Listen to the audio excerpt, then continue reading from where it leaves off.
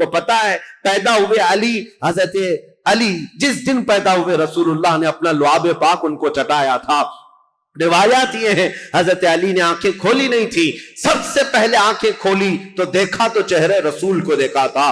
رسول کریم صلی اللہ تعالیٰ علیہ وسلم کے گھر میں پرورش پائے، اپنے باپ کے گھر میں نہیں، رسول اللہ کے گھر میں۔ جب رسول اللہ نے اسلام کی دعوت دی، سب سے پہلے اسلام لانے والے علی بن ابی طالب تھے۔ جنگوں میں ہر جگہ شریک، بدر میں بڑھ کر مقابلہ کرنے والے، احد میں حضرت علی کے جسم پر 18 زخم ایسے تھے جن ہر زخم سے خون رستا تھا۔ صحابہ کہتے ہیں ہم کہتے تھے علی کو کہ زخموں کی پٹی کر لو، لیکن وہ دوڑے جاتے تھے کہ میں رسول اللہ کو دیکھ لوں۔ میدان جنگ میں اس طرح ثابت قدم رہنے والے۔ ایک مرتبہ لوگوں نے کہا حضرت علی ان کے پنڈلی میں ایک تیر ایسا چبھ گیا تھا کہ نکالتے تو گوشت نکل آ جاتا تھا، آپ نکالنے نہیں دے رہے تھے۔ لوگوں نے کہا علی بن ابی طالب کی اس پنڈلی سے تیر اس وقت نکالو جب یہ نماز پڑھنے کے لیے چلے جائیں، اس لیے کہ نماز میں ایسے محو ہو جاتے تھے دنیا و ما فیہا سے بے خبر، دنیا میں ہو کیا رہا ہے، کیونکہ وہ اپنے خالق کائنات کے رب کے حضور سجدہ کرتے۔ جو لوگوں نے یہ کہا حضرت علی جیسی نماز کے لیے رکعت باندھے، ان کی پنڈلی سے یہ تیر کھینچ کر نکالا گیا، اس تیر کے ساتھ گوشت بھی نکل کر کے آ گیا، لیکن ان کی نماز نہیں ٹوٹی، نماز مکمل کیا۔ سلام پھیرنے کے بعد لوگوں سے پوچھا کس نے میری پنڈلی سے تیر نکالا اور کس وقت نکالا، مجھے تو خبر ہی نہ ہوئی۔ وہ حیدر کرار کی نماز تھی۔ رسول اللہ کے ساتھ ہر گھڑی رہنے والے حضور صلی اللہ تعالیٰ علیہ وسلم نے اپنی عزیز لخت جگر فاطمۃ الزہرا کے لیے کسی کو منتخب کیا تھا، وہ علی بن ابی طالب کو منتخب کیا تھا۔ اور یہ بات بھی بتا دوں، رسول اللہ نے اپنے جانے کے وقت جن لوگوں کا نام فرمایا تھا کہ میں ان لوگوں سے راضی ہوں، وہ کون لوگ تھے جن کے ناموں میں حضرت علی کا نام تھا؟ حضور نے فرمایا میں ان سے راضی ہوں۔ وفات کے وقت بھی رسول اللہ ان سے راضی تھے، اور حضور صلی اللہ تعالیٰ علیہ وسلم کے پردہ کرنے کے بعد جو سعادت حاصل ہوئی حضرت علی کو، حضور صلی اللہ تعالیٰ علیہ وسلم کا کفن حضرت علی نے باندھا تھا، تجہیز و تکفین آپ نے فرمائی تھی، اور رسول کریم صلی اللہ تعالیٰ علیہ وسلم کو آخری مرتبہ قبر انور میں جو اتارا گیا ہے، اس قبر میں اترنے والے بھی علی بن ابی طالب تھے۔ یہ فضائل، یہ کمالات بے شمار ہیں۔ مولا علی کرم اللہ وجہہ الکریم ان سارے فضائل و کمالات کو لے کر 17 رمضان المبارکہ کو یہ سورج غروب ہو گیا اور دنیا میں اندھیرا چھا گیا، فتنوں کا ایک نیا دور کھلا، اور پھر ایسے فتنے کہ آج تک تھم نہ سکے اور قیامت تک رک نہ سکیں گے۔ مولا علی شیر خدا، ان کی تربت پر کروڑوں سلام، ان کی تربت انور پر لاکھوں انوار و تجلیات رب کی اترے۔ عزیزان گرامی وقار، بات صرف اتنی کہوں گا، یہ چاروں خلفائے راشدین ہر ایک کا اپنے دور میں ایک ایک کمال ہے، اور ایسا کمال ہے کہ یہ چاروں خلفائے راشدین کی تاریخ اگر میں ایک جملے میں عرض کروں تو بات صرف اتنی ہے، اسلام تیری نبض نہ ڈوبے گی حشر تک، اسلام تیری نبض نہ ڈوبے گی حشر تک، تیری رگوں میں رواں خون ہے چار یار کا۔ میرے نبی آقا ہیں، جس کے حضور آقا ہیں، حضرت علی بھی اس کے آقا ہیں، لیکن نبیوں کے متعلق یہ معنی نہیں لیا جائے گا۔ انبیاء کرام افضل ہیں، پوری مخلوق میں سب سے افضل ہیں، اور جو بھی ہوگا نبیوں کے بعد افضل ہوگا۔ بہرحال میں یہ ٹاپک کو صرف آپ کے سامنے اس لیے رکھ رہا ہوں کہ سوشل میڈیا کے اس بھیانک دور میں انہی حدیثوں کا سہارا لے کر بھولے بھالے نوجوانوں کے دماغ میں یہ باتیں ڈالی جاتی ہیں۔ یہ چیزیں بھی لائی گئی ہیں حضرت علی نبیوں سے افضل ہیں، نہیں، اللہ کے انبیاء جتنے نبی ہیں وہ کائنات میں روئے زمین میں سب سے افضل انسان ہیں، اور ان کے بعد دوسرے صحابہ میں افضلیت ہے۔ سیدنا علی بن ابی طالب کرم اللہ وجہہ الکریم کے کمالات، اب میں آپ کو کیا بتاؤں کہ قرآن پاک کی جو آیت میں نے پڑھی ہے، محمد الرسول اللہ والذین معہ اشداء علی الکفار رحماء بینہم تراہم رکعا سجدا، ان میں یہ چاروں خلفائے راشدین کا ذکر آ گیا ہے۔ یعنی مفسرین یہ فرماتے ہیں اس آیت میں حضرت علی رضی اللہ تعالیٰ عنہ کا ذکر بھی ہے، اور ابن عساکر نے تو یہ روایت کیا ہے کہ قرآن کی تقریباً 300 آیتیں ایسی ہیں جس میں حضرت علی رضی اللہ تعالیٰ عنہ کی فضیلت ثابت ہوتی ہے. اتنی بڑی بات ہے یہ. مولا علی کرم اللہ وجہہ الکریم کے فضائل و مناقب بے شمار ہیں. اب ان کا دور کیسے آیا، ان کی فضیلتیں آپ سنتے رہتے ہیں، اور سچ فرمایا شاعر نے ان کی فضیلت میں ایک جملہ کافی ہے: شاہ مرداں شیر یزداں قوت پروردگار، لا فتح الا علی لا سیف الا ذوالفقار. فارسی کا یہ لفظ ہے، فارسی کا یہ شعر ہے جس میں شاعر یہ کہتا ہے شاہ مرداں یعنی انسانوں کا کوئی بادشاہ ہے تو مولا کائنات علی بن ابی طالب ہے. شیر یزداں اللہ کا کوئی شیر ہے تو علی بن ابی طالب ہے. قوت پروردگار، دنیا میں اگر کسی کے پاس رب تبارک و تعالیٰ کی عطا کی ہوئی طاقت ہے، مظہر ہے کوئی، تو علی بن ابی طالب کو دیکھا جائے. لا فتح الا علی، شاعر یہ کہتا ہے حقیقت میں جوان کہلانے کے لائق کوئی ہے تو ابو طالب کا بیٹا علی ہے، اور پھر اگر تلوار کسی کی ذکر کرنے کے لائق ہے تو وہ ذوالفقار حیدری علی کی تلوار ہے. یہ ان کی تعریف میں کل ملا کر کے یہ جو جملے ہیں سب اس میں جمع ہو گئے. حضرت علی بن ابی طالب رضی اللہ تعالیٰ عنہ جنگ بدر میں جو کردار ادا کیے ہیں وہ بیان سے باہر ہے. جتنے لوگوں پر آپ بڑھ چڑھ کر کے حملہ کرتے رہے کفار و مشرکین، جوانی کے عالم میں حضرت علی رضی اللہ تعالیٰ عنہ کے متعلق بیان کیا بہت ہٹا کٹا جسم تھا، بہت توانا تھے طاقت سے، کافی بھاری آپ کا پیٹ تھا، اور لوہے کا خود پہننے کی وجہ سے ہمیشہ تو سر کے بال نکل گئے تھے. اتنی جنگوں میں شرکت فرماتے رہے، لوہے کی وہ ٹوپی ہوا کرتی تھی. اور وہ وقت آپ یاد کریں 7 ہجری جب رسول کریم صلی اللہ تعالی علیہ وسلم صحابہ کو لے کر خیبر نکلے تھے. تقریباً مدینے سے 200 کلومیٹر دور یہ خیبر کی وادی ہے جہاں یہودیوں نے اپنا اڈا بنا لیا تھا، اور مسلمانوں کے خلاف روزانہ نت نئے فتنے وہاں سے نکلتے تھے اور منصوبے بنائے جاتے تھے حضور کے خلاف، مدینے کے خلاف، اور مکہ کے مشرکین بھی اس میں حصہ لیتے تھے. نبی کریم صلی اللہ تعالی علیہ وسلم کو خبر یہ ہوئی کہ خیبر کے یہودی ایک جنگ کرنے کے لیے آ رہے ہیں مدینے، اور انہوں نے مکہ کے کافروں کو بھی بلا لیا ہے، نجد کے کافروں کو بھی بلا لیا ہے، سب کو جمع کر کے دعوت دی ہے. حضور کو جیسی یہ خبر ملی، ابھی یہودی خیبر سے نکلتے کیا رسول اللہ خود صحابہ کے ساتھ خیبر پہنچ گئے. اور میں نے یہ خیبر کی تفصیلی جنگ کا بیان آپ کے سامنے پیش کر چکا ہوں جمعہ میں، جیسے سیرت مصطفیٰ کا جو درس کنٹینیو چلتا ہے اس میں جنگ خیبر میں نے بیان کیا ہے. یہ سخت قسم کی جنگ تھی. یہودی بڑے بڑے قلعوں میں وہاں پر محفوظ رہتے تھے، اتنے بڑے قلعے تھے ان کے، آج تک وہ موجود ہیں. 1400 سال کے بعد آج بھی وہ قلعے وہاں پر ویسی ہیں. ان یہودیوں کی پناہ گاہ تھی، اس میں بیٹھ کر کے حملے کرتے تھے، اور ان کا یقین تھا یہ کہ ان قلعوں کو کوئی عبور نہیں کر سکتا.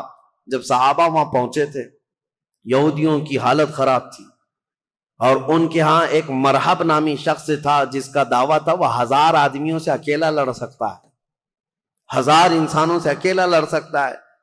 خیبر میں چھوٹی چھوٹی جنگیں ہوئی، وہاں کے جتنے قلعے تھے وہ صحابہ جب فتح کرنے لگ گئے تو آخری جو ان کا قلعہ تھا مرحب، جس کے انتظام پر لگا رہتا تھا، یہودیوں نے اس کو اتارا تھا مرحب کو، کہ اب آخر میں اب تمہاری باری ہے، اگر تم نہیں بچا پائے ان مسلمانوں سے تو ہمیں کوئی نہیں بچا پائے.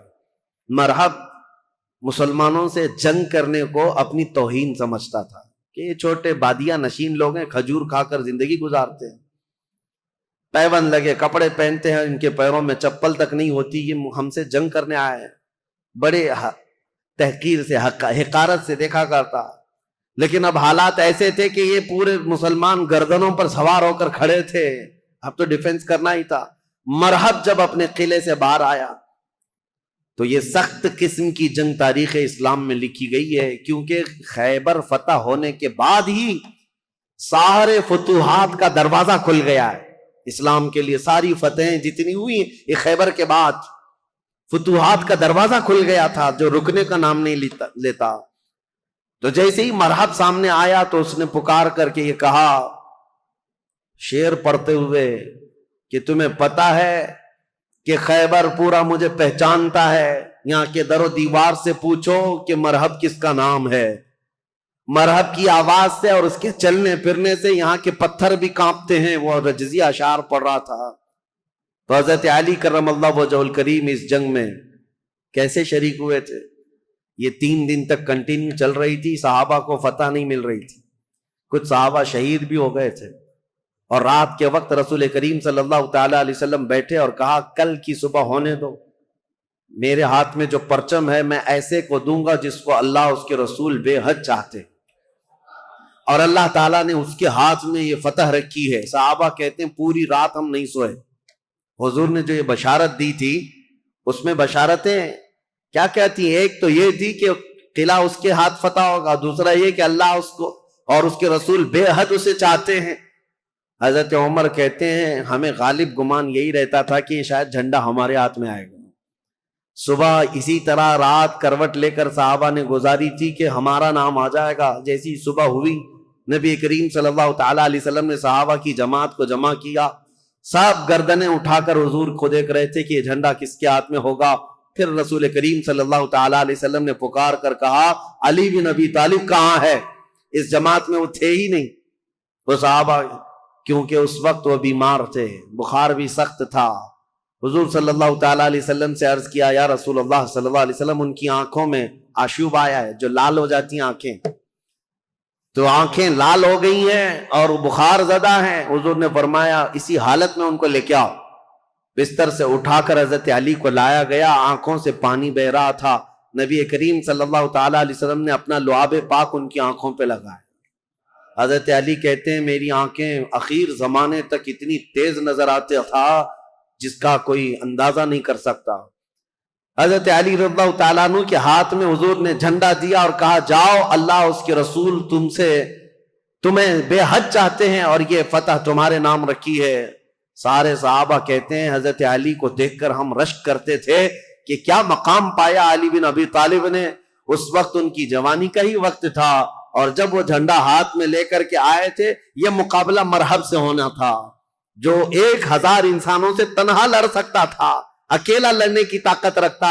جب وہ رجزی اشعار پڑھ رہا تھا، جانتے ہو قلعوں کی دیواروں سے پوچھو مرحب کس کا نام ہے، یہاں کے پتھر میرے چلنے پھرنے سے کانپ جایا کرتے ہیں۔ پھر حضرت علی آگے آئے، پوچھا مرحب نے تم کون ہو؟ حضرت علی نے کہا انا الذی سمتنی امی حیدرا، میں وہ ہوں کہ میری ماں نے میرا نام حیدر رکھا ہے۔ حیدر کا مطلب جانتے ہو؟ حیدر کا مطلب جنگل میں، گھنے جنگلات میں اپنے پیر پھیلائے ہوئے نہایت ہی سخت قسم کا چہرہ لے کر کے بھوکا پلٹوار کرنے والا وہ شیر ببر جس کو دیکھ کر کے پورے جنگل میں ہیبت طاری ہوتی ہے، اس کو عربی میں حیدر کہا جاتا ہے۔ حضرت علی کہتے ہیں عربی جاننے والے سمجھ سکتے تھے، انہوں نے رجزی اشعار میں حضرت علی نے صرف اتنا کہا انا الذی سمتنی امی حیدرا، میں تو وہ ہوں کہ میری ماں نے میرا نام حیدر رکھا ہے۔ مرحب نے کہا تجھ جیسے چھوٹے لڑکے سے میں مقابلہ کرنے کو اپنی توہین سمجھتا ہوں، میں توہین سمجھتا ہوں۔ حضرت علی نے کہا رسول کریم صلی اللہ تعالی علیہ وسلم کی جماعت سے ہوں، پہلے مجھ سے مقابلہ کر لو، بعد میں بڑے تمہارے مقابل میں آ جائیں گے۔ جب مرحب اترا حضرت علی کرم اللہ وجہہ الکریم کے مقابلے میں، تاریخ آج بھی گواہ ہے، اس کے لوہے کی ٹوپی، اس کا لوہے کا لباس اتنا مہنگا ہوا کرتا تھا، اور وہ تلوار لہراتے ہوئے آیا اور پہلی تلوار اتنی تیز مارا تھا کہ حضرت علی رضی اللہ تعالیٰ عنہ پر وار جو ہوا، حضرت علی رضی اللہ تعالیٰ عنہ نے اس کے وار کی چمک کو دیکھا، اور جنگ کے میدان میں جو تلوار کی چمک تھی لوگ دیکھ کر کے حیران تھے، اتنی تیز وہ تلوار چلاتا تھا۔ تو صحابہ کہتے ہیں ہمیں خوف ہو گیا، ڈر ہو گیا کہ علی بن ابی طالب گھوڑے پر ہے، ایک ہی وار اس نے ایسا کیا ہے کہ اس کی آواز فضا میں گونج رہی ہے، علی کا کیا ہوگا؟ حضرت علی رضی اللہ تعالیٰ عنہ بالکل بے خوف تھے۔ اللہ کے شیروں کو آتی نہیں روباہی، اللہ کا جو شیر ہوتا ہے وہ لومڑی کبھی بنی نہیں سکتا۔ مولا کائنات علی بن ابی طالب نے اس کے 2 وار کے بعد اپنا جو پہلا وار مارا، صحابہ کہتے ہیں حضرت علی کی 2 دھاری تلوار تھی، مرحب کے سر پر لگی اور اس کے لوہے کی ٹوپی کو کاٹتے ہوئے مرحب کے سینے تک آ گئی۔ ایک ہی وار میں مرحب کو زمین پر ٹھنڈا کر دیا تھا. فاتح خیبر حضرت علی رضی اللہ تعالیٰ عنہ ایک ہی وار میں مرحب کو ٹھنڈا کیا، اور اس کے بعد اسی کے اشعار حضرت علی نے پڑھ کر لوگوں کو سنایا. اے لوگوں سنو، یہ جو ٹھنڈا ہوا ہے جسم، یہ وہی ہے جس کی چلنے پھرنے کی آواز پتھر سنا کرتے تھے، دیوار سنا کرتے تھے. اب اس خیبر کے قلعے کے در و دیوار بھی جانیں گے کہ جس سے وہ ہیبت کھاتے تھے اس کو زمین پر کس نے مار گرایا. پھر حضرت علی نے کہا اے یہودیوں، آج کے بعد سے خیبر کے ہر قلعے سے آواز آئے گی کہ کوئی آیا تھا جس کا نام اس کی ماں نے حیدر رکھا تھا. عزیزان گرامی، یہ تاریخ کی سچائیاں اس لیے میں عرض کر رہا ہوں. مولا علی بن ابی طالب کرم اللہ وجہہ الکریم اس جنگ میں، صحابہ کی روایت ہے، ابن عساکر کی روایت یہ ہے کہ حضرت علی بڑھتے گئے اس قلعے کے پھاٹک کو توڑ دیا تھا.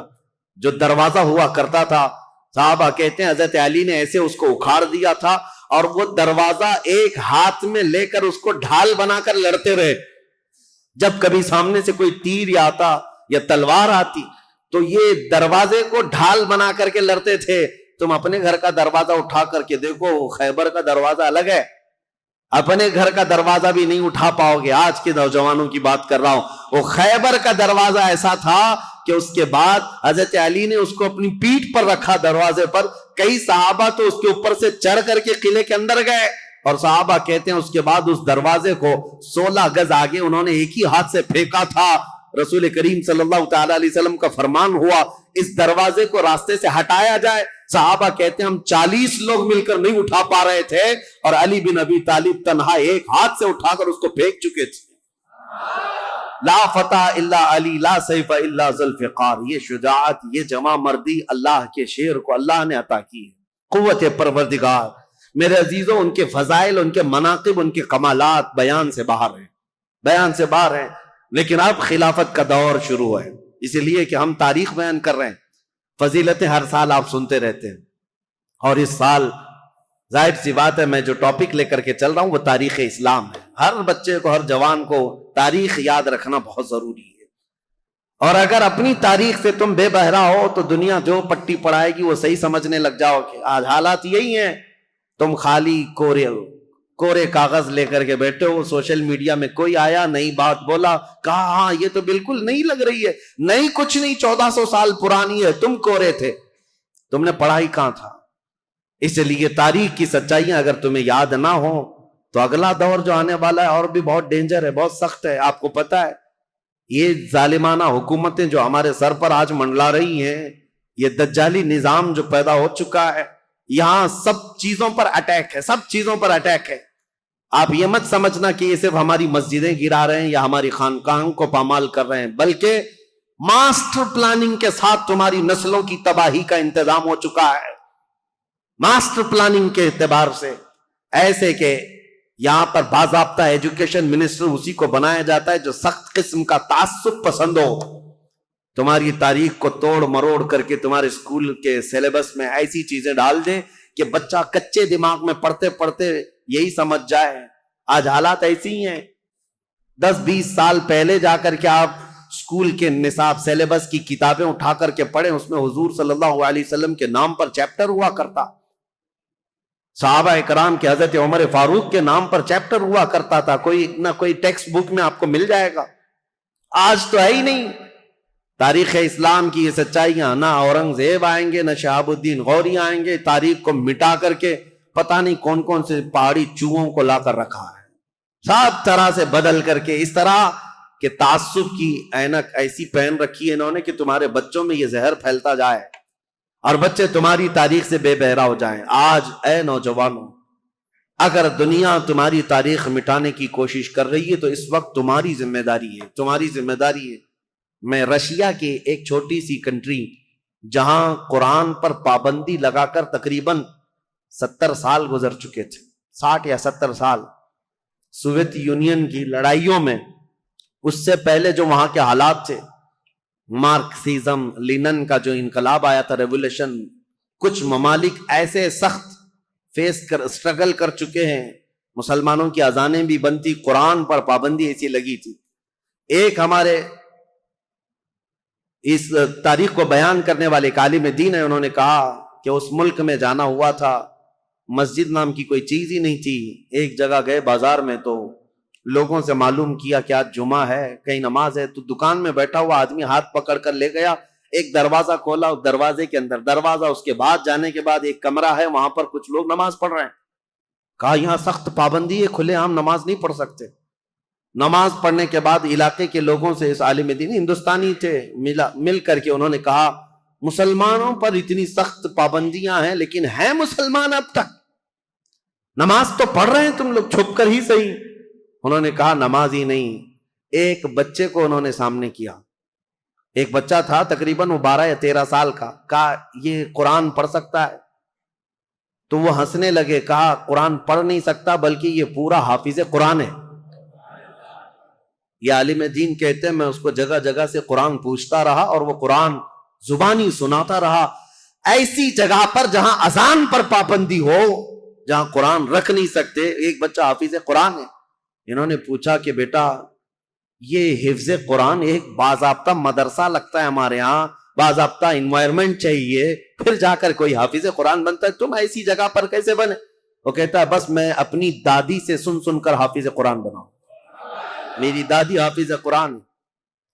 میں یہ مثال صرف اس لیے دینا چاہتا ہوں، اسلام پر چاہے جیسے ہی سخت حالات آ جائیں، اسلامی سپاہیوں نے اپنے بچوں میں اسلام نسل کرنے کا جب بیڑا اٹھا لیا ہے، دنیا کی عظیم طاقتیں بھی اسلام کو کچھ نہ کر سکی. آج وہ ذمہ داری تمہیں اٹھانے کی ضرورت ہے. تم یہ مت دیکھو کہ کہاں کیا بدلا جا رہا ہے سوشل میڈیا پر اور یا اسکولوں کے نصاب میں، سیلیبس میں اور فلموں میں، جو ہمیں فلما کر کے دکھایا جا رہا ہے. لوگ احتجاج کر کر کے بول رہے ہیں نا کہ اسلام پر ٹارگٹ ہے. 1000 کرنے دو انہیں.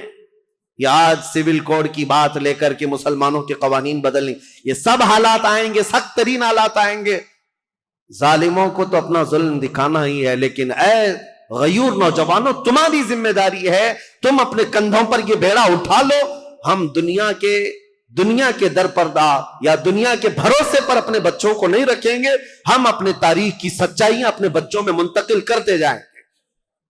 یہ گڈی گڑیا کی کہانیاں سنانا چھوڑ دو، اپنے بچوں کو لو، رات میں بیٹھ کر میرے آقا کی اور صحابہ اکرام کے ایمان افروز واقعات سناؤ. اتنے واقعات آپ نے سن لیے، ہر سال کربلا سناتے ہیں. میرے عزیزو اب کربلا صرف علماء سے نہیں، ہر گھر میں باپ سے بچہ خود سنے. کون؟ حسین ابن علی ہیں. یہ کربلا کی داستانیں گھر گھر میں ہو، پھر ہمیں کچھ فرق نہیں پڑتا کہ ظالم طاقتیں کیا کیا منصوبے بنا رہی ہیں. مولا علی کرم اللہ وجہہ الکریم کی اب تاریخ میں بیان کرنے جا رہا ہوں. یہ فضائل تھے، یہ مناقب تھے، ان کے کمالات تھے. ان کے کمالات کے لیے اتنا کافی ہے کہ وہ رسول اللہ صلی اللہ علیہ وسلم کے بھائی ہیں، دنیا میں بھی اور آخرت میں بھی. ان کی فضیلت کے لیے اتنا کافی ہے کہ رسول اللہ صلی اللہ تعالی علیہ وسلم نے ان کے لیے یہ فرمایا کہ تم میرے لیے ویسی ہی ہو جیسا موسیٰ علیہ السلام کے لیے ہارون علیہ السلام تھے، بس فرق اتنا ہے کہ میرے بعد کوئی نبی نہیں ہوگا. ان کی فضیلت کے لیے اتنا کافی ہے کہ سیدہ کائنات فاطمۃ الزہرا ان کے نکاح میں ہیں اور جنتی جوانوں کے سردار حسن و حسین ان کے بیٹے ہیں. ولایت کا سر چشمہ حضرت علی تک پہنچتا ہے. اب خلافت کا جو دور ہے، یہ ظاہر سی بات ہے کمپلیکیٹڈ چیز. حکومت، سیادت، امارت، خلافت یہ آسان چیز نہیں ہے. میرے عزیزو ہر زمانے میں، ہر دور میں یہ عہدہ ہمیشہ اختلافی ہوتا ہی رہا ہے. لیکن صحابہ کے دلوں میں حضور صلی اللہ تعالی علیہ وسلم نے خالص اللہ کی محبت رکھی تھی. وہ دنیا پرست نہیں تھے اور دنیا کے اسباب کی طرف یا مادوں کی طرف وہ دل دادا نہیں تھے. اللہ کا خوف رکھتے تھے، اس لیے زیادہ معاملات نہیں آئے. پھر بھی جیسے کہ کل میں نے بتایا، حضرت عثمان کے 12 سالہ خلافت کے دور میں آخر دور ایسا آیا جو فتنوں سے بھرا ہوا تھا. عبداللہ بن سبا نام کا ایک یہودی جس نے یہ بیج بویا اور ایک جماعت پیدا کر دی اور مسلمانوں میں انتشار اور فرقہ پیدا ہونا شروع ہو گیا. اور سبب کہاں، یہ فتنہ کہاں تک پہنچا؟ حضرت عثمان غنی کا قتل ہو گیا مدینے میں.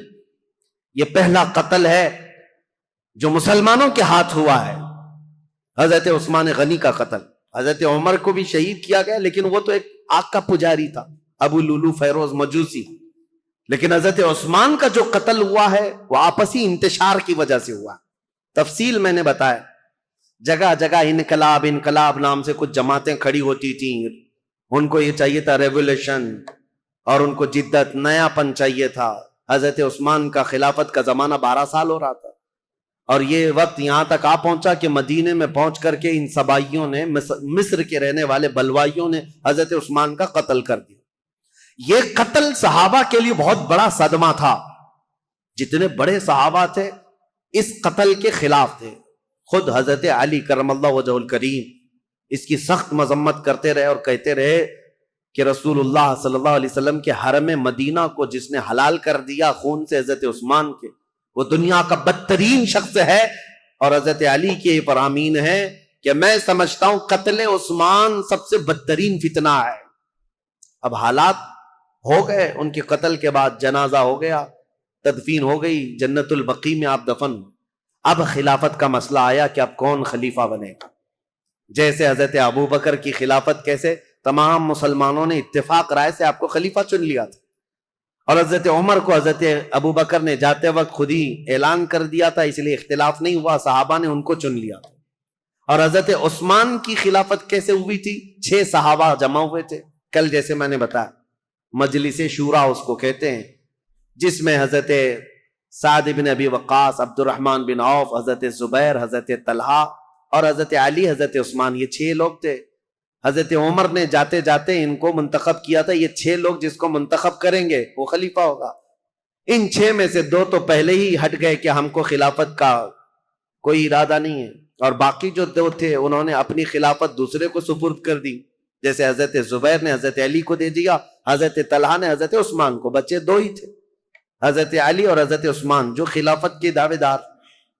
لیکن حضرت عبد الرحمن بن عوف نے دونوں سے وعدہ لے لیا تھا، ہم جس کی بیعت کریں گے ایک دوسرا اس کی پیروی کرے گا، اطاعت کرے گا. تو جب حضرت عثمان کی بیعت ہو گئی تو حضرت علی نے بھی بیعت کیا. اب یہ پوری روایت مسند ابی یعلا میں، تاریخ ابن عساکر میں، خود حضرت علی کرم اللہ وجہ الکریم سے منقول یہ روایت میں آپ کے سامنے رکھتا ہوں. جب حضرت علی کے ساتھ ایک معاملہ پیش آیا تھا، وہ بھی میں ابھی تاریخ میں بتاتا ہوں. 2 جنگیں ہوئی ہیں جو تاریخ کی بدترین قسم کی، یعنی جس میں مسلمانوں کا بہت بڑا نقصان ہوا ہے. ان جنگوں کے متعلق ذکر کرنا مسلمانوں میں یہ ضروری نہیں ہے، لیکن ابھی دور ایسا آ گیا ہے کہ چوہے بہت آ گئے ہیں اور تمہارے وائر کاٹنے پر لگے ہوئے ہیں، اس لیے ہمیں حقیقت تھوڑی بیان کرنی پڑی. جنگ جمل، جنگ صفین کے متعلق خلفشار مچا کر رکھا ہے کچھ لوگوں نے، اس لیے حقیقت کیا ہے وہ بتاؤں گا. اس وقت جب بصرہ میں گئے تھے حضرت علی، ایک مشہور تابعی ہیں اور ایک صحابی ہیں حضرت احنف بن قیس، انہوں نے پوچھا تھا حضرت علی سے، اے علی، آج آپ اپنے گھوڑے پر سوار ہو کر بصرہ تک آ گئے ہیں، آپ یہ بتائیں رسول پاک صلی اللہ تعالی علیہ وسلم نے کیا آپ کو اس کا حکم دیا تھا، یا آپ یہاں تک کس لیے آئے؟ تب حضرت علی نے تفصیلاً ایک حدیث پر جو حضرت علی سے مروی ہے بیان کیا. کہا لوگوں سنو، میری قرابت رسول اللہ سے کیا ہے وہ بتانے کی چندہ ضرورت نہیں، میری رشتہ داری کیا ہے. لیکن جب رسول کریم صلی اللہ تعالی علیہ وسلم کی وفات ہوئی تو ہمیں ڈر یہ تھا کہ اختلاف پیدا ہو جائے گا مسلمانوں میں، لیکن اللہ کریم ایسا کرم کیا کہ حضرت ابو بکر صدیق کو مہاجرین اور انصار سب نے بالاتفاق خلیفہ مان لیا. حضرت علی کہتے میں بھی اس میں تھا، میں نے بھی حضرت ابو بکر کی خلافت کو تسلیم کیا، اور صرف اتنا نہیں کہ نہ چاہتے ہوئے، بلکہ حضرت علی کہتے وہ اس کے اہل تھے اور اس کے حقدار تھے، ان سے افضل ہم میں کوئی نہیں تھا. میں نے ان کی خلافت کو تسلیم کیا، اور جب جب انہوں نے جنگوں میں شرکت کا کہا میں نے جنگوں میں شرکت کی، جتنا انہوں نے مجھے حصہ دیا میں اس میں سے حصہ لیتا رہا. لیکن جب حضرت ابو بکر صدیق کا انتقال ہوا تو حضرت علی کہتے ہیں میرے دل میں یہ خیال تھا، لیکن حضرت ابو بکر نے جانے سے پہلے ہی ایک وصیت کر دی تھی مسلمانوں کو حضرت عمر کے نام پر کہ عمر بن خطاب کو میں صحیح سمجھتا ہوں، تم لوگ اپنا اس کو منتخب کر لو. تو حضرت علی کہتے ہیں حضرت ابو بکر کی ہم حد درجہ تعظیم کرتے تھے، اس لیے ان کے فرمان کے آگے کوئی جا نہیں سکتا تھا. حضرت عمر کو ہم نے خلیفہ بنایا. حضرت علی کہتے ہیں میں نے حضرت عمر کے 10 سالہ زمانے میں جتنی جنگیں انہوں نے مجھے جہاں جہاں بھیجا میں نے شرکت کی، جو مال غنیمت ملتا تھا ان کی طرف سے میں نے سب لیا، اور ہر چیز میں ان کے شانہ بشانہ رہا۔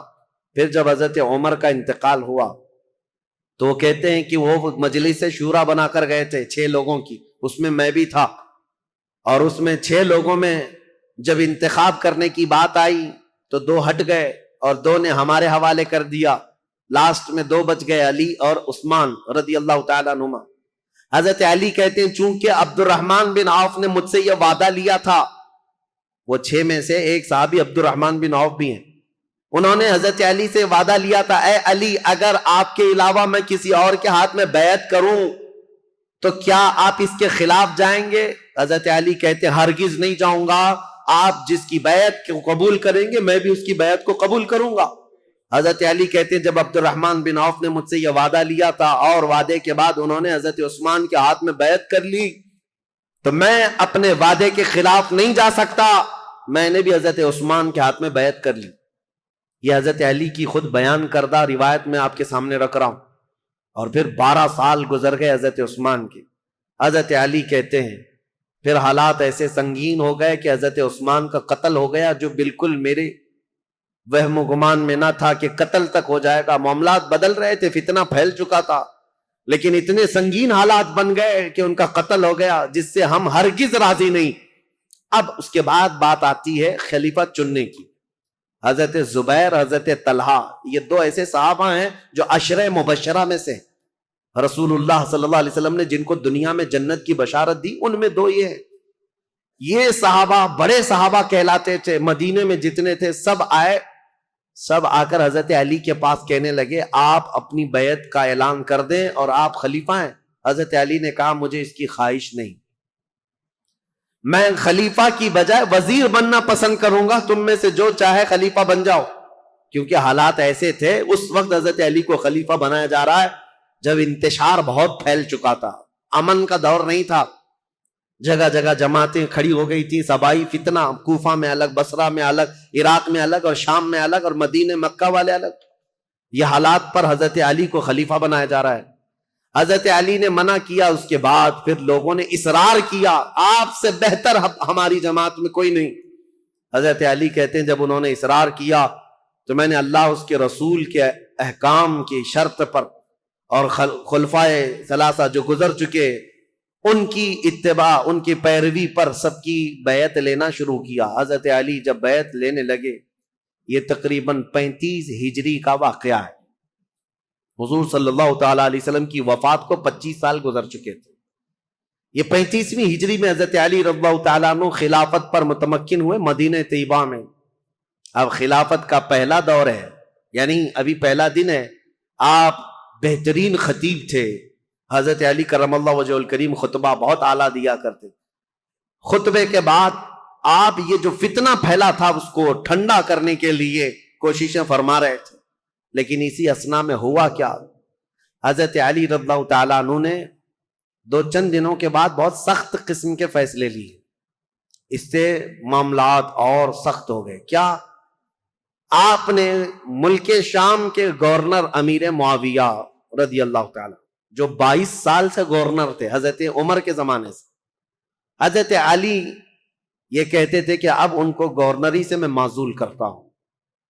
حضرت امیر معاویہ کو اور مصر کے گورنر کو اور کئی جگہ کے گورنروں کو ایک ساتھ معزول کرنے کے لیٹر آپ نے جاری کر دی، جبکہ جو اکابر صحابہ تھے اس میں حضرت ابو موسیٰ اشعری، حضرت عمرو بن عاص، کئی صحابہ آ کر آپ کو مشورہ یہ دے رہے تھے کہ اس وقت یہ فیصلہ لینا اچھا نہیں، حالات بہت بگڑے ہوئے، حضرت عثمان کا قتل ہوا ہے، پہلے آپ اپنی بیعت سب سے لے لیجئے، اس کے بعد ان کے معزول کرنے کا حکم جاری کیجئے۔ حضرت علی نے حالات کی سنگینی کے اعتبار سے یہ خط جاری تو کر دیا، لیٹر بھیج دیا۔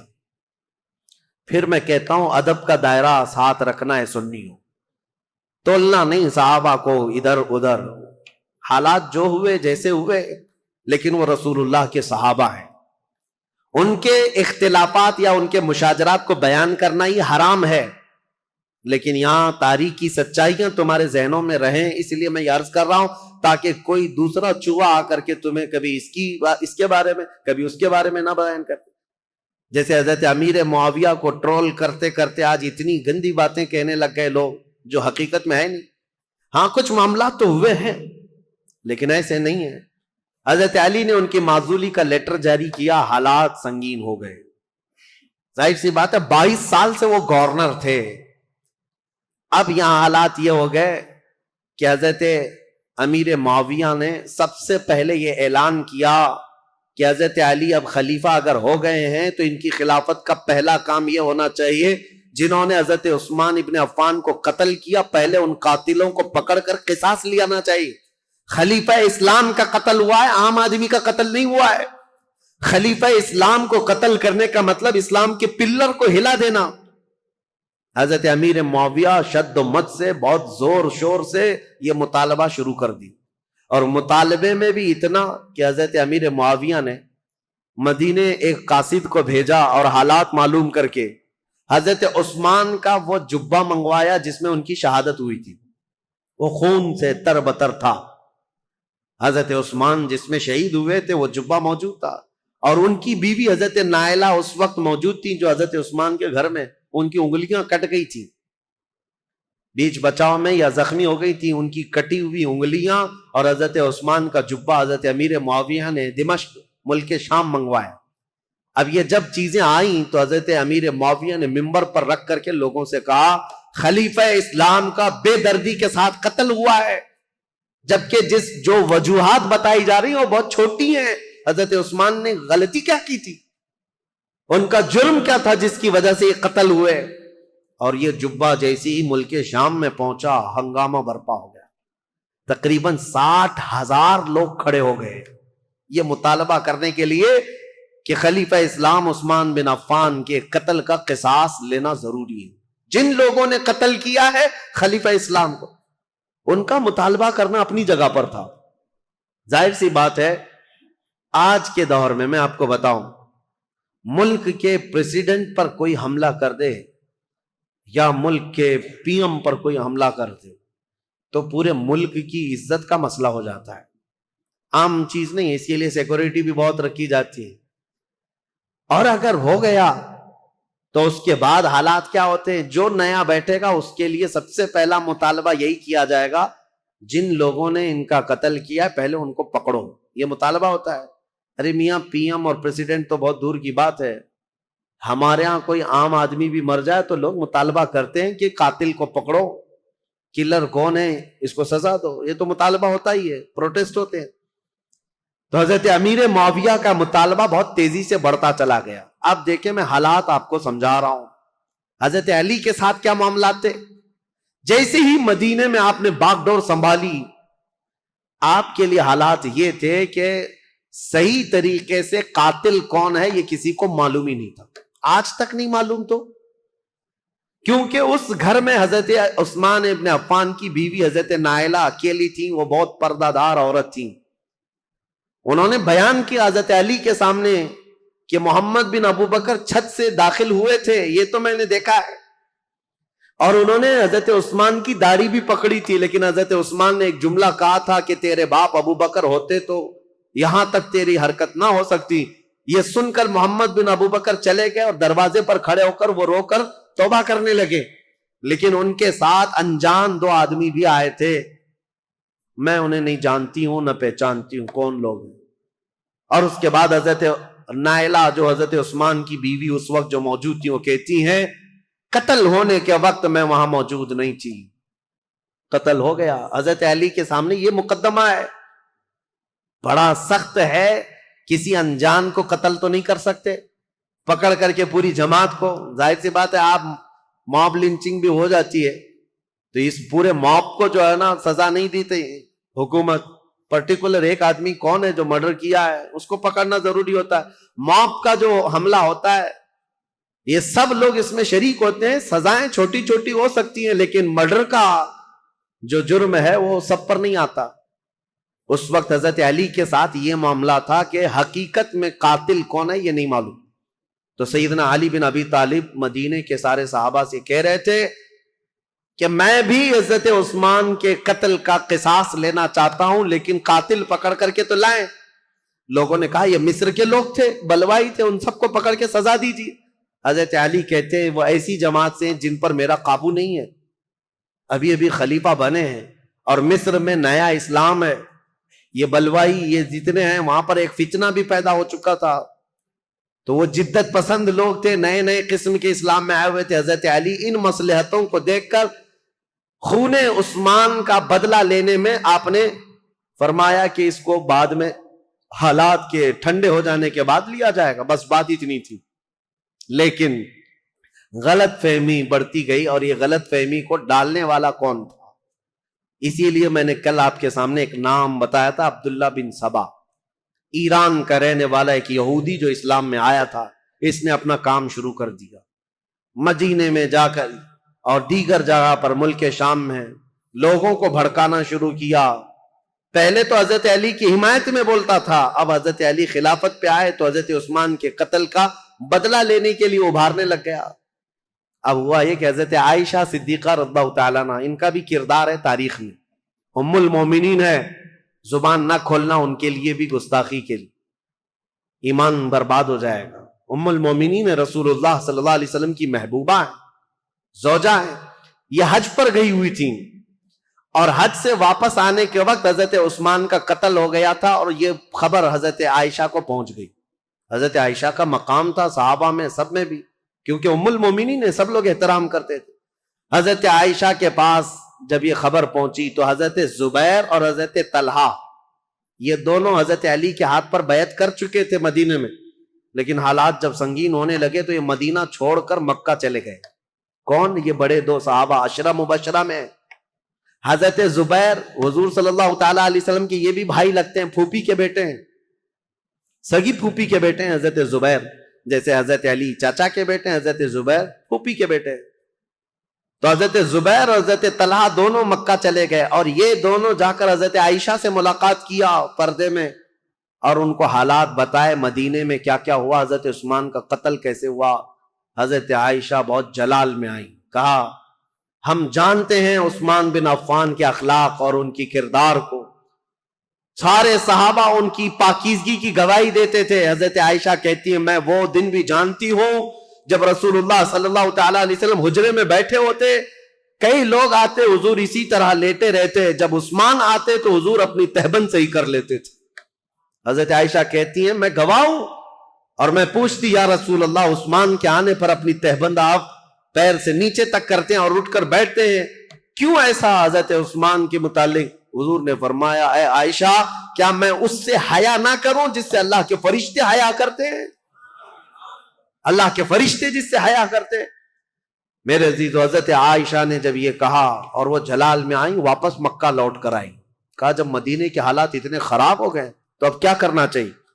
مکہ والوں کو جمع کر کے حضرت عائشہ نے ایک خطبہ دیا، اور اس خطبے میں آپ نے یہی فرمایا کہ عثمان بن عفان خلیفہ اسلام تھے، خلیفہ برحق تھے، ان کا قتل پورے اسلام کے لیے کلنک ہے، اس کا بدلہ تو لینا ہوگا، قصاص ضروری ہے، ورنہ اسلام پر یہ دھبا ہمیشہ کے لیے رہ جائے گا۔ حضرت عائشہ کی تقریر پر جوش آیا لوگوں میں، اور پھر مکہ والے بھی جمع ہو گئے۔ مکہ والوں نے سب آ کر کے حضرت عائشہ سے کہا کہ یہ بدلہ لینے کا طریقہ کیا ہے؟ حضرت علی خلیفہ ہو گئے اور انہوں نے سب سے بیعت لی ہے، لیکن طریقہ کیا ہے؟ حضرت عائشہ اب اس بارے میں مشورہ کر رہی تھی، ہاں طریقہ کیا ہے، اس پر بھی تو سوچنا چاہیے کہ خون عثمان کا بدلہ لینا ہے، لیکن وہ قوم مصر کے رہنے والی ہے اور مصر میں ہماری پہنچ نہیں، کیسے؟ تو اس میں جب صحابہ کی میٹنگیں ہونے لگی مکہ میں، تو اب میں آپ کو بتاؤں یہاں سے ایک نئی جنگ کی ابتدا ہو گئی۔ حضرت عائشہ اپنی اونٹنی پر سوار ہو کر، پہلے لوگوں نے کہا کہ ملک شام چلتے ہیں، امیر معاویہ نے بھی خون کے بدلے کا اعلان کیا، یا پھر مدینے چلتے ہیں، لیکن ان دونوں رائے کو آپ نے، حضرت عائشہ صدیقہ نے چھوڑ دیا اور بصرہ کی طرف آپ روانہ ہو گئیں۔ بصرہ عراق کا ایک شہر ہے۔ اس بیچ میں کئی ایسے محتاط صحابہ ہیں جو اس جنگ میں شامل نہیں ہوئے۔ حضرت عائشہ جب جانے لگیں، کیونکہ میٹنگیں اتنی ہو گئی تھیں، اور جب لوگ یہ کہنے لگے کہ یہ بدلہ لینا تو خلیفہ وقت کا کام ہے، تو حضرت علی اس وقت بدلہ قصاص لینے پر تیار نہیں تھے، یا یہ فرما رہے تھے کہ ابھی اس قوم سے ہمارا پالا نہیں ہے، یا اس قوم پر ہمارا قابو نہیں ہے، ہم بعد میں بدلہ لیں گے. لیکن یہ مطالبہ شدت اختیار کر گیا. اب حضرت علی کو مدینے میں بھی آ کر خبر پہنچ گئی کہ حضرت عائشہ لوگوں میں جمع ہو گئی اور انہوں نے خون عثمان کا قصاص لینے کا اعلان کر دیا. اور حضرت علی کو یہ بھی خبر مل گئی کہ امیر معاویہ کو جو ہم نے خط لکھا تھا، حضرت امیر معاویہ نے بدلے میں خط بھیجا جو بالکل خالی تھا، کچھ بھی لکھا ہوا نہیں تھا. حضرت علی سمجھ گئے معاملات سنگین ہے. یعنی امیر معاویہ نے وہاں سے اعلان یہ کر دیا ہے کہ پہلے خون عثمان کا بدلہ لیا جائے گا، بعد میں حضرت علی کی بیعت اور خلافت کا معاملہ ہوگا. اب یہ بظاہر ٹکراؤ والی صورت ہے. ایک طرف سے مطالبہ ہے شدت سے بدلہ لینے کا، اور ایک طرف حضرت علی مصلحت کو دیکھ رہے تھے، حکمت کو دیکھ رہے تھے. اس وقت حضرت علی کہتے ہیں اس خانہ جنگی کو، جس کو کہتے ہیں گرہ یدھ، اپنے اندر چلنے والی جنگ کو اگر خاتمہ نہ کیا جائے تو اس کا بہت بڑا نقصان اٹھانا پڑے گا اور ہمارا شیرازہ منتشر ہو جائے گا. حضرت علی مدینے میں لوگوں کو جمع کرتے ہیں، چلو ہم اس معاملے کو ٹھنڈا کریں گے. جب سب لوگ جمع ہوئے حضرت علی کے ساتھ، حضرت علی اب کوفہ کی طرف روانہ ہو گئے. حضرت علی کے ساتھ اس وقت 10,000 لوگ تھے. میرے عزیزو، جب 10,000 لوگ ادھر ہیں، حضرت عائشہ کے ساتھ شروع میں 3,000 تھے، پھر راستے میں کئی لوگ شامل ہوئے، وہاں پر بھی 10,000 کی تعداد. اب 10,000 کی تعداد جب ہوئی تو اس میں سارے مخلصین نہیں تھے، کئی فتین بھی شامل تھے، ادھر بھی ادھر بھی. سبائی فتنے کے لوگ ادھر بھی تھے ادھر بھی تھے. اب حضرت علی رضی اللہ تعالیٰ عنہ یہاں سے نکلے ہیں اور مسلمانوں میں یہ بات پھیل گئی کہ 2 جماعتوں میں جنگ ہونے جا رہی ہے. ایک طرف حضرت عائشہ ہیں، ایک طرف حضرت علی. یہاں تک کہ روایت میں موجود ہے جب حضرت عائشہ اپنی اونٹنی پر بیٹھ کر کے مکہ سے نکل رہی تھی تو اس کو اس دن کو یوم الخیب کہا گیا ہے، یعنی یوم گریہ. سارے مکہ والوں نے اس دن اتنا روئے تھے، سارے مکہ والے، جتنا وہ کہتے ہیں ہم نے کبھی رویا نہیں. کہ ان کو شدت سے غم تھا کہ آج نوبت یہاں کو پہنچی کہ مسلمانوں کی 2 بڑی جماعتیں ٹکرانے جا رہی ہیں. ایک طرف ام المومنین عائشہ صدیقہ، ایک طرف مولا کائنات علی بن ابی طالب. ابھی امیر معاویہ کا معاملہ ہی نہیں آیا. حضرت عائشہ چل کر کے گئیں، بصرہ پہنچ گئیں. اس میں حضرت زبیر بھی ہیں، حضرت طلحہ بھی ہیں، 2 بڑے صحابہ ہیں، عشرہ مبشرہ. ادھر حضرت علی کے ساتھ جو 10,000 صحابہ ہیں، اس میں حضرت عمار بن یاسر، مقداد بن اسود، بلال حبشی، کئی صحابہ، حضرت علی رضی اللہ تعالیٰ عنہ کے ساتھ حضرت سلمان فارسی، یہ لوگ ہیں. نکلے ہیں، جنگ کی نیت تو نہیں تھی، معاملات کو دیکھا جائے گا اور سامنے بیٹھ کر کے کچھ کیا جائے. اب حضرت علی کوفہ گئے تو وہاں حضرت ابو موسیٰ اشعری تھے، یہ بھی بڑے صحابی ہیں جنہوں نے بعد میں چل کر صلح کرائی. یہ کوفہ والوں میں بیان کر کر کے لوگوں کو یہ کہہ رہے تھے کہ اے لوگوں، اپنا ایمان بچانا، آخرت بچانی ہے، تلواریں اپنے نیام میں رکھو، کوئی اپنے گھر سے نہ نکلے، کوئی ان جنگوں میں شرکت نہ کرے. حضرت ابو موسیٰ اشعری تو لوگوں کو منع کر رہے تھے. پھر حضرت علی کوفہ پہنچ گئے. یہ کوفہ پہنچنے کی وہی تاریخ ہے کہ جب حضرت علی کوفہ پہنچے تو پھر اس کے بعد مدینے دوبارہ تشریف نہیں لائے. یہاں سے حضرت علی کی خلافت کا باضابطہ جو دور، کوفہ جو دارالعاصمہ، دارالخلافہ بنا اسلام کا. حضرت علی جب وہاں آئے تو لوگوں کو آپ کی فوج میں شامل کیا گیا. حالات سنگین ہو رہے ہیں، طاقت کے بل بوتے، طاقت کے زور، اس کو ٹھنڈا کرنا چاہیے. اب اس میں محتاط صحابہ جو تھے ان کی بھی رائے میں بتاتا ہوں. حضرت عبداللہ بن عمر ہیں، حضرت عمر بن عاص ہیں، یہ لوگ شریک نہیں ہوئے. محمد بن مسلمہ ہیں، یہ لوگ شریک نہیں ہیں. احنف بن قیس، یہ بعد میں. ان لوگوں سے حضرت علی نے بلا کر کے کہا بھی تھا کہ تمہاری رائے کیا ہے. حضرت عمر بن عاص نے کہا کہ میں چل تو پڑوں گا آپ کے ساتھ، لیکن بس اتنی شرط ہے، آپ مجھے وہ تلوار دیں جو تلوار یہ پہچانتی ہو کون سی گردن مسلمان کی کون سی کافر کی. مجھے وہ تلوار دیجیے، کیونکہ جنگ ہو رہی ہے، 2 جماعتیں جو دونوں طرف مسلمان ہیں، صحابہ ادھر بھی ہیں، صحابہ ادھر بھی ہیں. عمر بن عاص نے کہا میرے پاس ایسی تلوار نہیں جو پہچانتی ہو گردن کس کی ہے، اگر یہ مل گئی تو پھر شریک ہو جاؤں.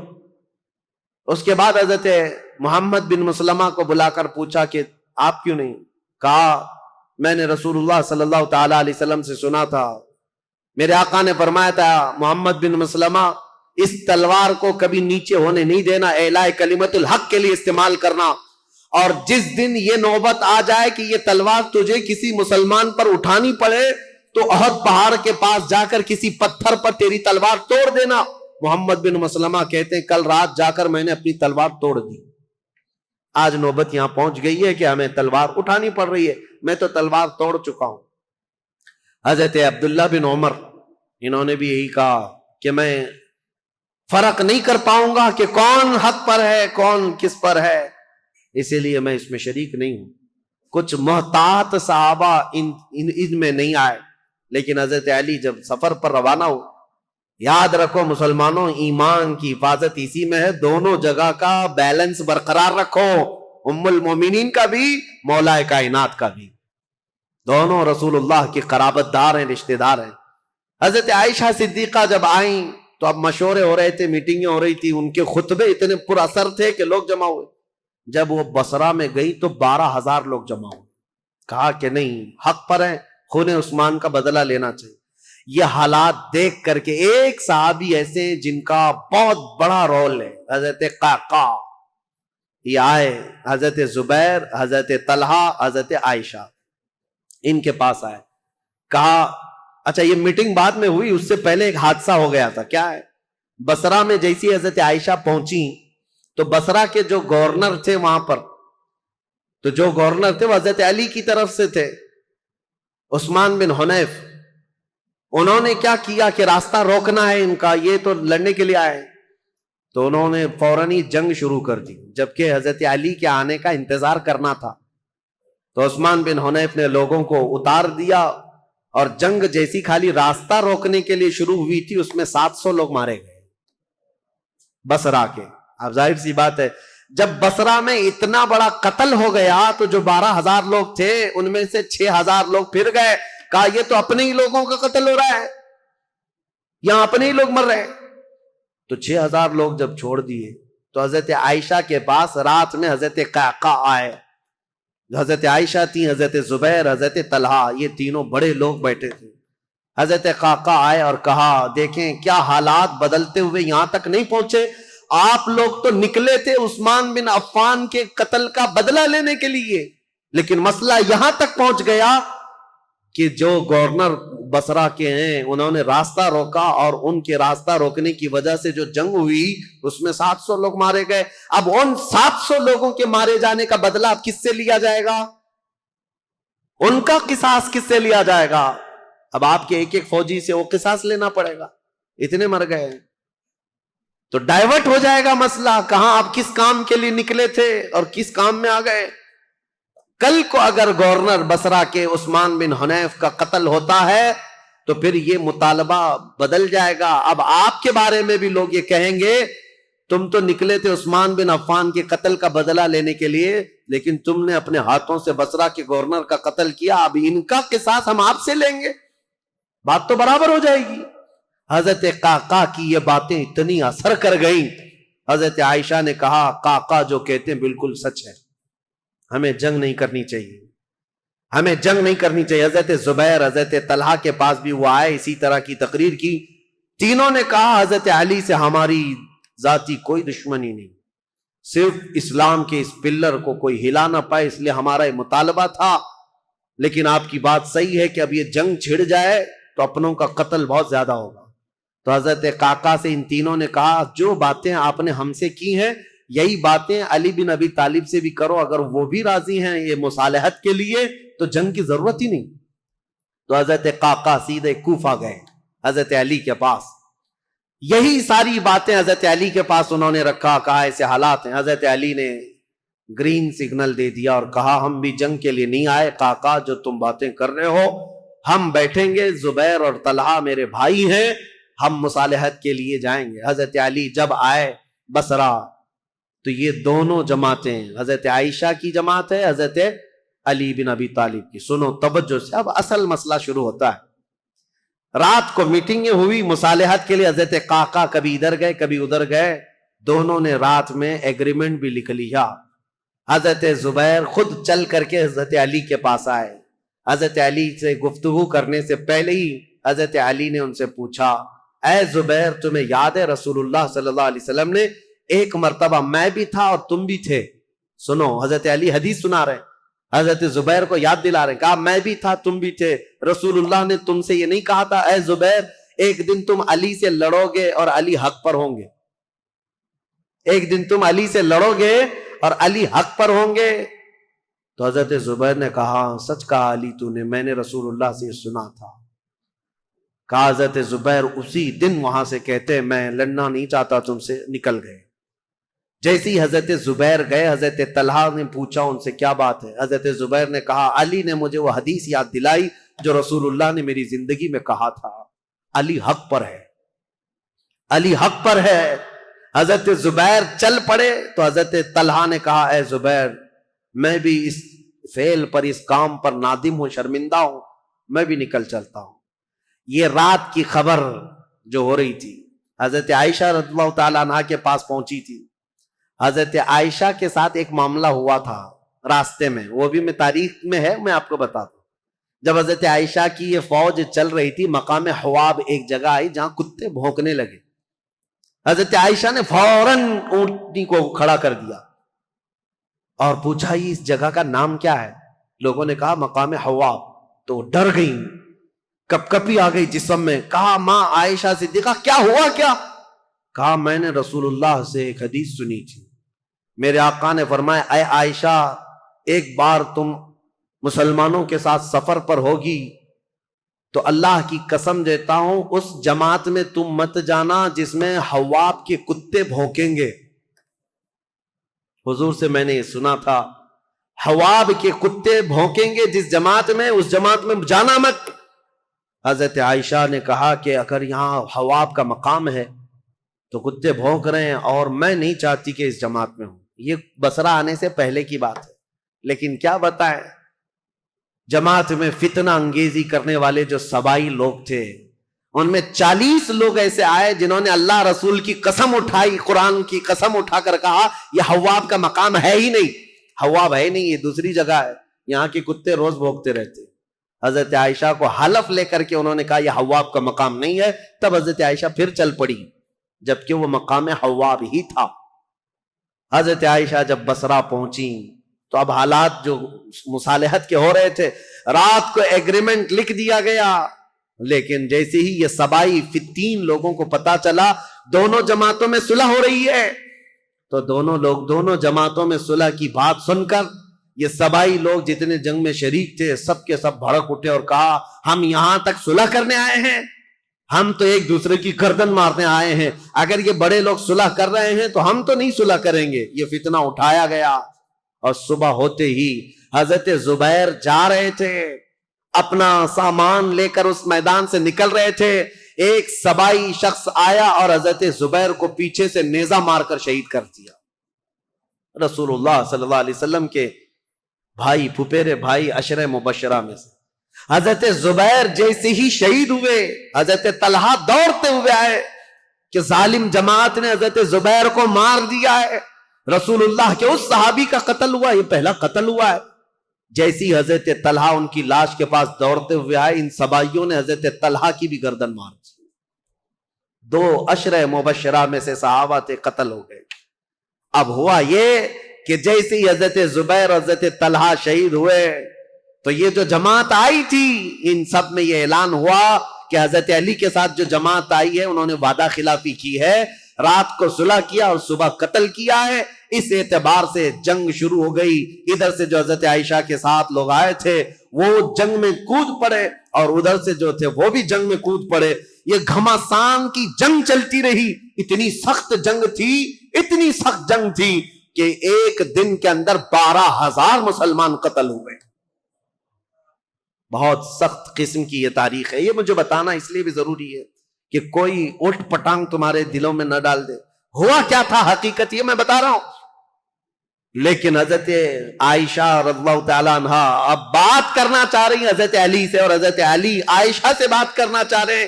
بیچ میں راستہ ایسا جنگ کا گھمسان چھڑا ہوا ہے کہ نہ ایک دوسرے سے بات کرنے کا موقع مل رہا ہے. یہاں تک کہ حضرت عائشہ کا اونٹ جس پر وہ بیٹھی ہوئی تھی, اس کا نام ہی جنگ جمل ہے. جمل عربی میں اونٹ کو کہتے ہیں. نام ہی جنگ کا جمل رکھ دیا گیا، کیونکہ اونٹ پر ایک جھوپڑی لگائی جاتی تھی کجاوا، اس میں حضرت عائشہ بیٹھی ہوئی تھی. اس اونٹ پر اتنے حملے کر دیے تھے، اتنے حملے کر دیے ادھر کی جماعت والوں نے کہ حضرت عائشہ کی حفاظت کے لیے جو ادھر موجود تھے وہ عزت قبیلے کے لوگ ان میں صرف اونٹ کی حفاظت کے لیے 700 لوگ قتل ہو گئے تھے.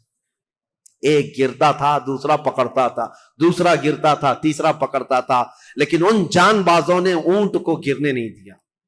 حضرت علی رضی اللہ تعالیٰ عنہ نے پھر حکمت کے ساتھ فرمایا کہ یہ جنگ ختم ہوگی اس وقت جب یہ اونٹ بیٹھے گا، تو اپنی ایک معتمد جماعت کو جو اہل حق تھے ان کو بھیجا کہ جاؤ تم کسی نہ کسی طرح سے اونٹ کو نیچے پیروں کی طرف سے کچھ زخمی کر دو یا کسی طرح اونٹ بیٹھ جائے. وہ گئی ایک جماعت حضرت علی کی طرف سے، جنگ کے لیے نہیں، انہوں نے کسی نہ کسی طرح اونٹ کو بٹھا دیا. جیسے ہی اونٹ بیٹھ گیا ام المومنین نیچے آئیں. اگر حضرت عائشہ صدیقہ کے ساتھ کچھ بھی ہو جاتا امت میں بہت بڑا فتنہ ہوتا. رسول اللہ کی زوجہ کے ساتھ اگر کسی نے ہاتھ بھی لگایا ہوتا اس وقت بڑا مسئلہ ہوتا. حضرت علی کے لیے کتنا بڑا چیلنج تھا یہ، ان کی خلافت کے دور کا سب سے بڑا چیلنج ہے. ایک طرف ام المومنین کی عزت کو بچانا ہے کیونکہ پورے مومنین کا وقار ہے، رسول اللہ کا گھر ہے، تو حضرت علی نے گرنے نہیں دیا. اور اس کے بعد حضرت علی رضی اللہ تعالیٰ عنہ نے پیغام بھیجا حضرت عائشہ کو کسی نہ کسی طرح سے اس کجاوے سے نکال کر لایا. جیسے ہی نکال کر کے لایا گیا ام المومنین رو رہی تھی. حضرت علی کرم اللہ وجہہ الکریم وہاں گئے تو ان کی آنکھوں میں بے اختیار آنسو تھے، پھوٹ کر رو رہے تھے کیونکہ جانتے تھے ایک ہی گھر کے ہیں. حضرت علی رضی اللہ تعالیٰ عنہ سے سب سے پہلے حضرت عائشہ کھڑی ہوئی، کہا اے علی بن ابی طالب، صرف ایک غلط فہمی کی وجہ سے یہاں تک معاملہ پہنچ گیا. حضرت علی نے کہا ماں عائشہ صدیقہ آپ سچ کہتی ہیں کہ غلط فہمی نے یہاں تک پہنچا دیا. دونوں کے وہی جملے تھے. حضرت عائشہ کہتی ہے میں ہرگز نہیں چاہتی تھی کہ خون مسلم بہہ جائے، کسی مسلمان کا قتل ہو جائے، لیکن اتنا بڑا معاملہ پیش آیا. دونوں یہ عظیم صحابہ، وہ زوجہ ہیں، یہ صحابی ہیں، داماد ہیں، رونے لگے. اس معاملے پر بہت گریہ وزاری کی. اس کے بعد مولا کائنات علی بن ابی طالب بیٹھے ہوئے تھے. ایک شخص آیا حضرت زبیر کے قتل کا پیغام لے کر آیا. کہا حضرت زبیر کو نیزہ مار کر شہید کیا گیا ہے. حضرت علی نے کہا سنو رسول اللہ صلی اللہ علیہ وسلم کی حدیث میں اس کو سنا دوں جس نے حضرت زبیر کو قتل کیا. میں گواہ ہوں رسول اللہ نے اپنی زندگی میں فرمایا تھا اے علی دیکھنا ایک دن آئے گا میرے اس زبیر کو کچھ لوگ بے گناہ قتل کر دیں گے، اور علی تو اسے بشارت دے دینا کہ وہ شخص اپنی تلوار سمیت ہمیشہ کے لیے دوزخ میں جائے گا. حضرت علی نے کہا بشارت ہو تجھ کو ابن صفیہ کا قتل کرنے والے، کیونکہ حضرت زبیر کی ماں کا نام صفیہ تھا جو رسول اللہ کی پھوپھی، ان کے قتل کرنے والے کو حضرت علی نے جہنم کی بشارت دی. اور ادھر حضرت علی کی رضی اللہ تعالیٰ عنہ کی جماعت میں جو صحابہ تھے ان میں بھی بہت سارے قتل ہوئے. لیکن میرے عزیزوں یہ غلط فہمی شیطان کی طرف سے ڈالی ہوئی سبائی فتنہ کتنا ڈینجر ہے آپ کو میں بتاؤں. اسی لیے کفار و مشرکین سے لڑنا آسان ہے، لیکن جماعت میں موجود غداروں سے اور منافقین سے لڑنا بہت بڑا چیلنج ہے، بہت بڑا چیلنج ہے. اسی لیے ہمیشہ سترک رہو، ہمیشہ محتاط رہو کہ تم اس دین پر قائم رہو جس پر اللہ اور اللہ کے رسول نے اپنے صحابہ کو چھوڑا ہے. اس کے علاوہ کوئی دوسرا راستہ امن والا ہے نہیں. یہ جنگ جمل ہے. اس کے بعد دونوں کے درمیان مصالحت ہو گئی اور پھر حضرت علی رضی اللہ تعالیٰ عنہ کوفہ واپس چلے گئے. حضرت عائشہ صدیقہ رضی اللہ تعالیٰ عنہ واپس مکہ مکرمہ آئیں. یہاں تک کہ میں آپ کو بتاؤں حضرت عائشہ جب نکلی تھی تو حضور کی ساری بیویاں، حضور کی ساری ازواج حضرت عائشہ کے ساتھ جا رہی تھی، لیکن جب حضرت عائشہ بصرہ جانے لگی تو حضور کی ساری ازواج وہاں سے نکل پڑی، کوئی ساتھ نہ آئی. اب اس معاملے کو میں آپ کے سامنے رکھتا ہوں میرے عزیزو، اے سنیوں. پہلی بات تو یہ ہے ہم میں سے کوئی اس لائق نہیں کہ ان دو جماعتوں میں کسی ایک کو کے لیے فیصلہ کر سکے. کیا آپ میں سے کسی کی اہلیت ہے؟ کوئی اس لائق نہیں. کہ کبھی حضرت علی کے بارے میں فیصلہ دے یا حضرت عائشہ کے بارے میں فیصلہ دے جب تمہیں پتا ہے میری حیثیت ہے نہیں؟ ارے ماں باپ لڑ جائیں تو بچے کی یہ حیثیت نہیں ہوتی کہ وہ ماں باپ میں فیصلہ کرے، وہ تو امت کے ان کبار لوگوں کی بات ہے جو رسول اللہ کی شرف صحابیت حاصل کیے ہوئے ہیں۔ پہلی بات اپنی زبان کو لگام دینا، یہ ہوا تھا تو یہاں ایسا نہیں ہونا تھا، وہاں ایسا نہیں ہونا تھا، یہ کوئی گھر کا حادثہ نہیں ہے، کسی گلی محلے کا حادثہ نہیں ہے، یہ دو جماعتیں صحابہ کی، دونوں جماعتیں جن کے متعلق قرآن کی آیتیں ہیں رضی اللہ عنہم ورضوا عنہ، اللہ ان سے راضی ہوا اور وہ اللہ سے راضی ہیں۔ وَكُلًّا وَعَدَ اللَّهُ الْحُسْنَى 27ویں پارے کی آیت ہے، اللہ نے فرمایا ان سب سے اللہ نے جنت کا وعدہ فرمایا، جنت کا وعدہ فرمایا۔ غلط فہمی سے ہونے والی یہ جنگ، اگرچہ کئی مسلمانوں کا قتل ہوا لیکن اس پر اللہ کریم کی بارگاہ میں فیصلہ ہوگا اور رب العالمین احکم الحاکمین یوم قیامت یہ فیصلہ فرمائے گا۔ اور اسی لیے اے لوگوں اپنی زبانیں دراز کر کے خود فیصلہ دے کر کہیں تم اپنے ایمان کو خراب مت کر لینا، کہیں اپنی آخرت کو خراب مت کر لینا۔ اب آئندہ سے میں آپ کو بتاؤں جنگ جمل اور اسی طرح کی حضرت امیر معاویہ کے ساتھ ایک جنگ ہو گئی جنگ صفین، اس کو تذکرے کی ضرورت نہیں لیکن حقیقت میں وہاں پر بھی یہی غلط فہمی ہوئی تھی۔ حضرت امیر معاویہ چونکہ اعلان کر چکے تھے خون عثمان کا بدلہ لینا ہے، وہ بھی ملک شام سے آئے اور ایک جگہ پر حضرت علی رضی اللہ تعالیٰ عنہ کی فوج اور ان سے ٹکرا ہوا، اس میں بھی جنگ ہوئی لیکن دو صحابہ کو حکم بنایا گیا، ایک حضرت عمر بن عاص اور ایک حضرت ابو موسیٰ اشعری۔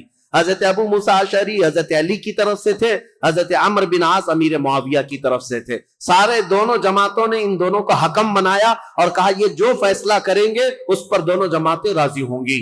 حضرت عمر بن عاص اور حضرت ابو موسیٰ اشعری نے دونوں نے آپس میں بات چیت کر کے ایک صلح نامہ بنایا، ایگریمنٹ بنایا، کیا کیا ہوگا آگے، کس کس طرح سے معاملات طے کیے جائیں گے، اس پر دونوں جانبین کی دستخط ہوئی۔ حضرت امیر معاویہ بھی ملک شام چلے گئے، حضرت علی بھی کوفہ آ گئے، جنگ نہیں ہوئی، یہ جنگ صفین، اس میں صلح ہوئی ہے لیکن سبائی فتنہ یہاں پر بھی کام کر گیا۔ انہوں نے ایک نئی جماعت کھڑی کر دی، خارجیوں کی جماعت، انہوں نے یہ کہا علی نے بھی کفر کیا ہے، امیر معاویہ نے بھی کفر کیا ہے، دونوں کے بارے میں کہا۔ کیوں؟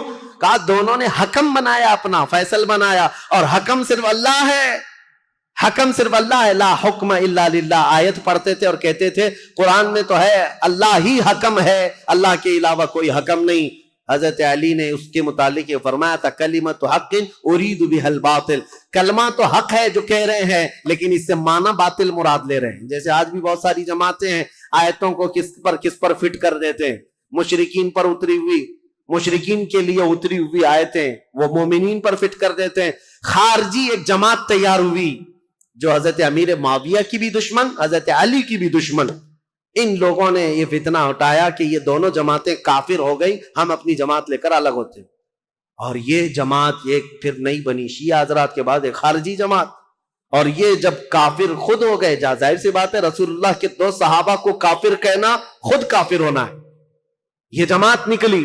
حضرت علی نے ان سے بھی مقابلہ کیا مقام نہروان میں، اور جتنے خارجی تھے یہ اتنے سخت ہو گئے تھے کہ جو بھی مسلمان گزرتا تھا اس کا پورا مال لوٹتے تھے اور اس کو جلا دیتے تھے۔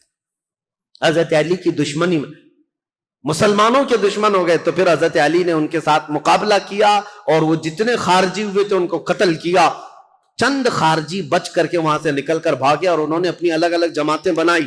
اب شدت بدلہ لینے کی شدت انتقام اتنا گھر کر گیا خارجیوں میں کہ 3 خارجی لوگ ایسے ہوئے میٹنگ کیا اور انہوں نے کہا دیکھو یہ روز روز کی جنگوں سے پریشان ہیں، یہ 3 بڑے لوگ جو ہیں علی بن ابی طالب، عمر بن عاص، امیر معاویہ، ان تینوں کو قتل کر دیتے معاملہ ہی ختم ہو جائے گا۔ نعوذ باللہ، یہ 3 کاموں کے لیے عبد الرحمن بن ملجم، عمر بن بکیر اور ایک شخص اور تھا برکہ بن عماد یا کچھ اس کا نام برکہ تھا، یہ 3 خارجی لوگ تھے، میٹنگ کیا، کہا ہم تینوں ایک ہی دن کا انتخاب کرتے ہیں، ایک ہی دن تینوں کو ماریں گے، 3 بڑے صحابہ کو، حضرت علی کو، حضرت عمر بن عاص کو، حضرت امیر معاویہ۔ ان تینوں نے، حتیٰ کہ یہ جو عبد الرحمن بن ملجم ہے اس نے شادی کی، یہ عاشق تھا ایک عورت کا، اور اس نے شادی میں اپنی عورت کے مہر میں یہ رکھا تھا کہ 12,000 دینار مہر میں دوں گا اور علی بن ابی طالب کی گردن مہر میں دوں گا، قتل مہر میں رکھا تھا۔ اس قدر دشمنی کوٹ کوٹ کر بھری ہوئی تھی، اور ان تینوں نے ایک تاریخ متعین کی، رمضان المبارکہ کی۔ 17 رمضان کو تینوں اپنے اپنے علاقوں میں گئے۔ حضرت علی کوفہ میں تھے، حضرت عمرو بن عاص یہ مدینے میں یا دوسرے علاقے میں تھے، حضرت امیر معاویہ ملک شام میں تھے۔ تینوں پھیل گئے اپنے اپنے ان منصوبوں کو لے کر، اور حضرت امیر معاویہ حضرت عمرو بن عاص کے لیے جو لوگ گئے تھے، ایک برقہ اور ایک جو حضرت عمرو بن عاص کو قتل کرنے والا تھا، یہ تینوں بکیر، عمرو بن بکیر، یہ دونوں جو ہے اپنی پلاننگ میں فیل ہوئے، لیکن عبد الرحمن بن ملجم یہ تلوار کو زہر میں بجھا کر کے کوفہ میں روز انتقام کی آگ میں بھڑکتا رہا، اور حضرت علی رضی اللہ تعالیٰ عنہ ایک رات سوئے ہیں اور خواب میں رسول اللہ صلی اللہ علیہ وسلم کو دیکھا، جیسے حضرت عثمان اپنی شہادت کے دن ایک دن پہلے دیکھے۔ حضرت علی رضی اللہ تعالیٰ عنہ نے خواب میں رسول اللہ سے عرض کیا، یا رسول اللہ، میری امت نے مجھے ٹھیس پہنچائی، آپ کی امت کے کچھ لوگوں نے مجھے ٹھیس پہنچائی۔ رسول کریم صلی اللہ تعالیٰ علیہ وسلم نے فرمایا، اے علی، تم کل کھڑے ہو جانا، ان قریب وہ پوری قوم ہلاک ہوگی جس نے تجھے ٹھیس پہنچائی۔ رسول کریم صلی اللہ تعالیٰ علیہ وسلم نے فرمایا، اور ان کی زندگی میں ہی یہ حضور نے فرمایا تھا، علی، جو جماعت تم سے نفرت کرے گی وہ جہنم میں جائے گی۔ حضور نے تو منافق کی علامت بھی بتائے، جس کو علی سے بغض ہوگا وہ مومن نہیں، منافق ہوگا، زندگی میں فرمایا تھا۔ تو حضرت علی نے خواب دیکھا، صبح حضرت حسن کو اٹھایا بستر سے، امام حسین کو اٹھایا، کوفہ میں تھے، کہا کہ چلو فجر کی نماز کے لیے جا رہے تھے، اور حضرت علی کی عادت تھی فجر کی نماز کے لیے لوگوں کو جگاتے تھے، ہر گھر سے آواز دیتے تھے زور سے۔ حضرت حسن اور حضرت حسین کو اٹھایا اور کہا، میں نے خواب میں رسول اللہ کو دیکھا ہے، اور رسول پاک صلی اللہ تعالیٰ علیہ وسلم نے مجھ سے یہ فرمایا، وعدہ فرمایا۔ اور اس کے بعد یہ کہتے ہوئے حضرت علی محراب کی طرف بڑھ رہے تھے، سارے لوگوں کو، یہ عبد الرحمن بن ملجم نے حضرت علی کرم اللہ وجہہ الکریم کے چہرے پر وار کیا، اور وہ تلوار سے حضرت علی رضی اللہ تعالیٰ عنہ کے انجانے میں چہرے سے ایسا گھاؤ بیٹھا کہ ایک ایک بات جگرے کئی حملے کیے نماز پر جانے والے کے لیے، اور اسی وقت حضرت علی رضی اللہ تعالیٰ عنہ کے جسم میں زہر بھی سرایت کر گیا، چہرے سے لے کر حضرت علی رضی اللہ تعالیٰ عنہ کے کندھے تک زخم آیا تھا۔ آپ زمین پر آ گئے تو آپ کو سارے لوگوں نے اٹھایا، یہ فجر کا وقت تھا، 17 رمضان المبارک کی تاریخ تھی۔ مولا کائنات علی مرتضیٰ رضی اللہ تعالیٰ عنہ کو گھر لایا گیا تو آپ جام شہادت نوش فرما گئے۔ اس حیدر کرار فاتح خیبر کی شہادت ہو گئی 17 رمضان کو۔ مارنے والا قاتل عبد الرحمن بن ملجم، اس کو پکڑ کر کے لوگوں نے ٹکڑے کر دیے تھے، اور اس کے ٹکڑے جلا دیے گئے تھے، خارجی تھا، لیکن میرے عزیزوں، مولا کرم اللہ وجہ الکریم علی بن ابی طالب کے قتل کے ساتھ ہی اسلام کا، تاریخ کا ایک دروازہ بند ہو گیا۔ یہ ایک ایسا دور تھا جہاں پر خلافت راشدہ ختم ہو گئی۔ خلفائے راشدین جو 4 ہیں، اور بعض نے حضرت حسن بن ابی طالب کو بھی خلفائے راشدین میں شمار کیا۔ اب میں یہاں تاریخ کو روک دیتا ہوں اور عرض کرتا ہوں، میرے آقا نے فرمایا تھا کہ میرے بعد 30 سال خلافت ہوگی، الخلافت بعدی 30 ثم الملوک، 30 سال میرے بعد خلافت ہوگی اور اس کے بعد بادشاہت آ جائے گی۔ اب حساب کرو، سیدنا ابو بکر صدیق کا زمانہ 2.5 سال کا، 2 سال کچھ مہینے۔ حضرت عمر فاروق رضی اللہ تعالیٰ عنہ کا زمانہ 10 سال، کتنے ہوئے؟ 12.5 سال۔ حضرت عثمان بن عفان رضی اللہ تعالیٰ عنہ کا زمانہ 12 سال، کتنے ہوئے؟ 24 سال۔ حضرت علی بن ابی طالب رضی اللہ تعالیٰ عنہ کی خلافت کا کل زمانہ 5 سال کچھ مہینے تھا، کتنے ہوئے؟ 29 سال۔ 6 مہینے بچے تھے جس میں حضرت امام حسن خلیفہ ہوئے تھے۔ اسی لیے بہت سارے مفسرین محدثین یہ کہتے ہیں وہ بھی خلفائے راشدین میں شامل ہیں۔ 6 مہینے کے بعد انہوں نے خلافت امیر معاویہ کو دے دی تھی، لیکن خلافت کا دروازہ یہاں پر جو راشدہ ہے، خلافت راشدہ بند ہو گیا، خلفائے راشدین کا وہ سنہرا دور ختم ہو گیا۔ عزیزان گرامی، اسلام کی تاریخ کی وہ سچائیاں ہیں جو ہر جوان کو سننا چاہیے۔ 17 رمضان کو کوفہ والے کہتے ہیں بدلیاں ایسی چھا گئی تھیں، لگتا تھا کہ لوگ تو لوگ ہیں، آسمان بھی رو پڑا ہے علی بن ابی طالب کی شہادت میں۔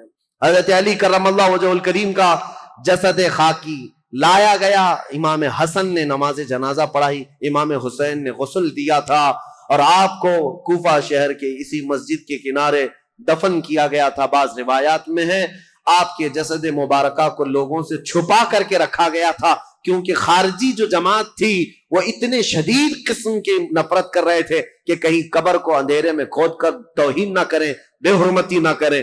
مولا کائنات علی مرتضیٰ رضی اللہ تعالیٰ عنہ کی قبر مبارکہ کو چھپایا گیا تھا، لیکن بہت ساری روایتیں بتاتی ہیں مقام نجف اشرف جو کوفہ کا حصہ تھا جہاں مولا علی کو دفن کیا گیا، آج بھی امیر المومنین کا دروازہ بڑی شان کے ساتھ کھلا نظر آتا ہے، اور ان کی تربت انور پر جب جھنڈا لہراتا ہے تو میرے عزیزوں کئی مرتبہ نجف جانے کا موقع ملا، کئی مرتبہ عراق گیا، جب بھی اس لہراتے ہوئے جھنڈے کو دیکھتا ہوں تو خیبر یاد آ جاتا ہے۔ مولا کائنات کی وہ تلوار کی شکلیں لٹکائی گئی ہیں، اگرچہ شیعہ لوگوں کی وہاں پر حکومت ہے، لیکن حیدر کرار کے دربار میں جاتے ہیں تو دل ہچکونے لینے لگتا ہے اور بدن میں کپ کپی آتی ہے۔ اس دربار میں آئے ہیں جس نے خیبر کے پھاٹک کو ایک ہاتھ سے اکھاڑ کر پھینکا تھا، جس نے اسلام کی تاریخ میں ایک نیا دروازہ کھولا تھا، جس کو رسول اللہ نے اپنی وفات کے وقت تک پسند کیا تھا۔ یعنی جنت والے جو ہیں ان کانت الا صیحۃ واحدۃ فاذا هم خامدون، یہاں سے اللہ تبارک و تعالیٰ نے ان لوگوں کا بھی ذکر فرمایا جن کے پاس رسول آئے اور انہوں نے جھٹلا دیا۔ یا حسرۃ علی العباد ما یأتیہم من رسول الا کانوا بہ یستہزئون، یہ بندوں پر بڑا افسوس ہے کہ جب کبھی ان کے پاس کوئی رسول آتا تو مذاق اڑاتے تھے۔ اور اللہ تعالیٰ فرماتا ہے وَكَمْ أَهْلَكْنَا قَبْلَهُمْ مِنَ الْقُرُونِ، حضرت سارہ اور حضرت ہاجرہ میں دونوں تو حضرت ابراہیم علیہ السلام کی بیویاں تھیں، لیکن جب حضرت ہاجرہ کو بیٹا ہو گیا اور حضرت سارہ کو نہیں ہوا، انسانی فطرت کا تقاضا ہے کچھ نہ کچھ باتیں دل میں آ جاتی ہیں، تو اللہ کا حکم ہوا اے ابراہیم تم اپنی بیوی ہاجرہ اور اپنے بیٹے اسماعیل کو لے اور مکہ مکرمہ چلے جاؤ۔ مکہ میں کوئی آبادی نہیں تھی، یہ حضرت ابراہیم علیہ السلام فلسطین میں رہتے تھے، اس وقت مصر تھا۔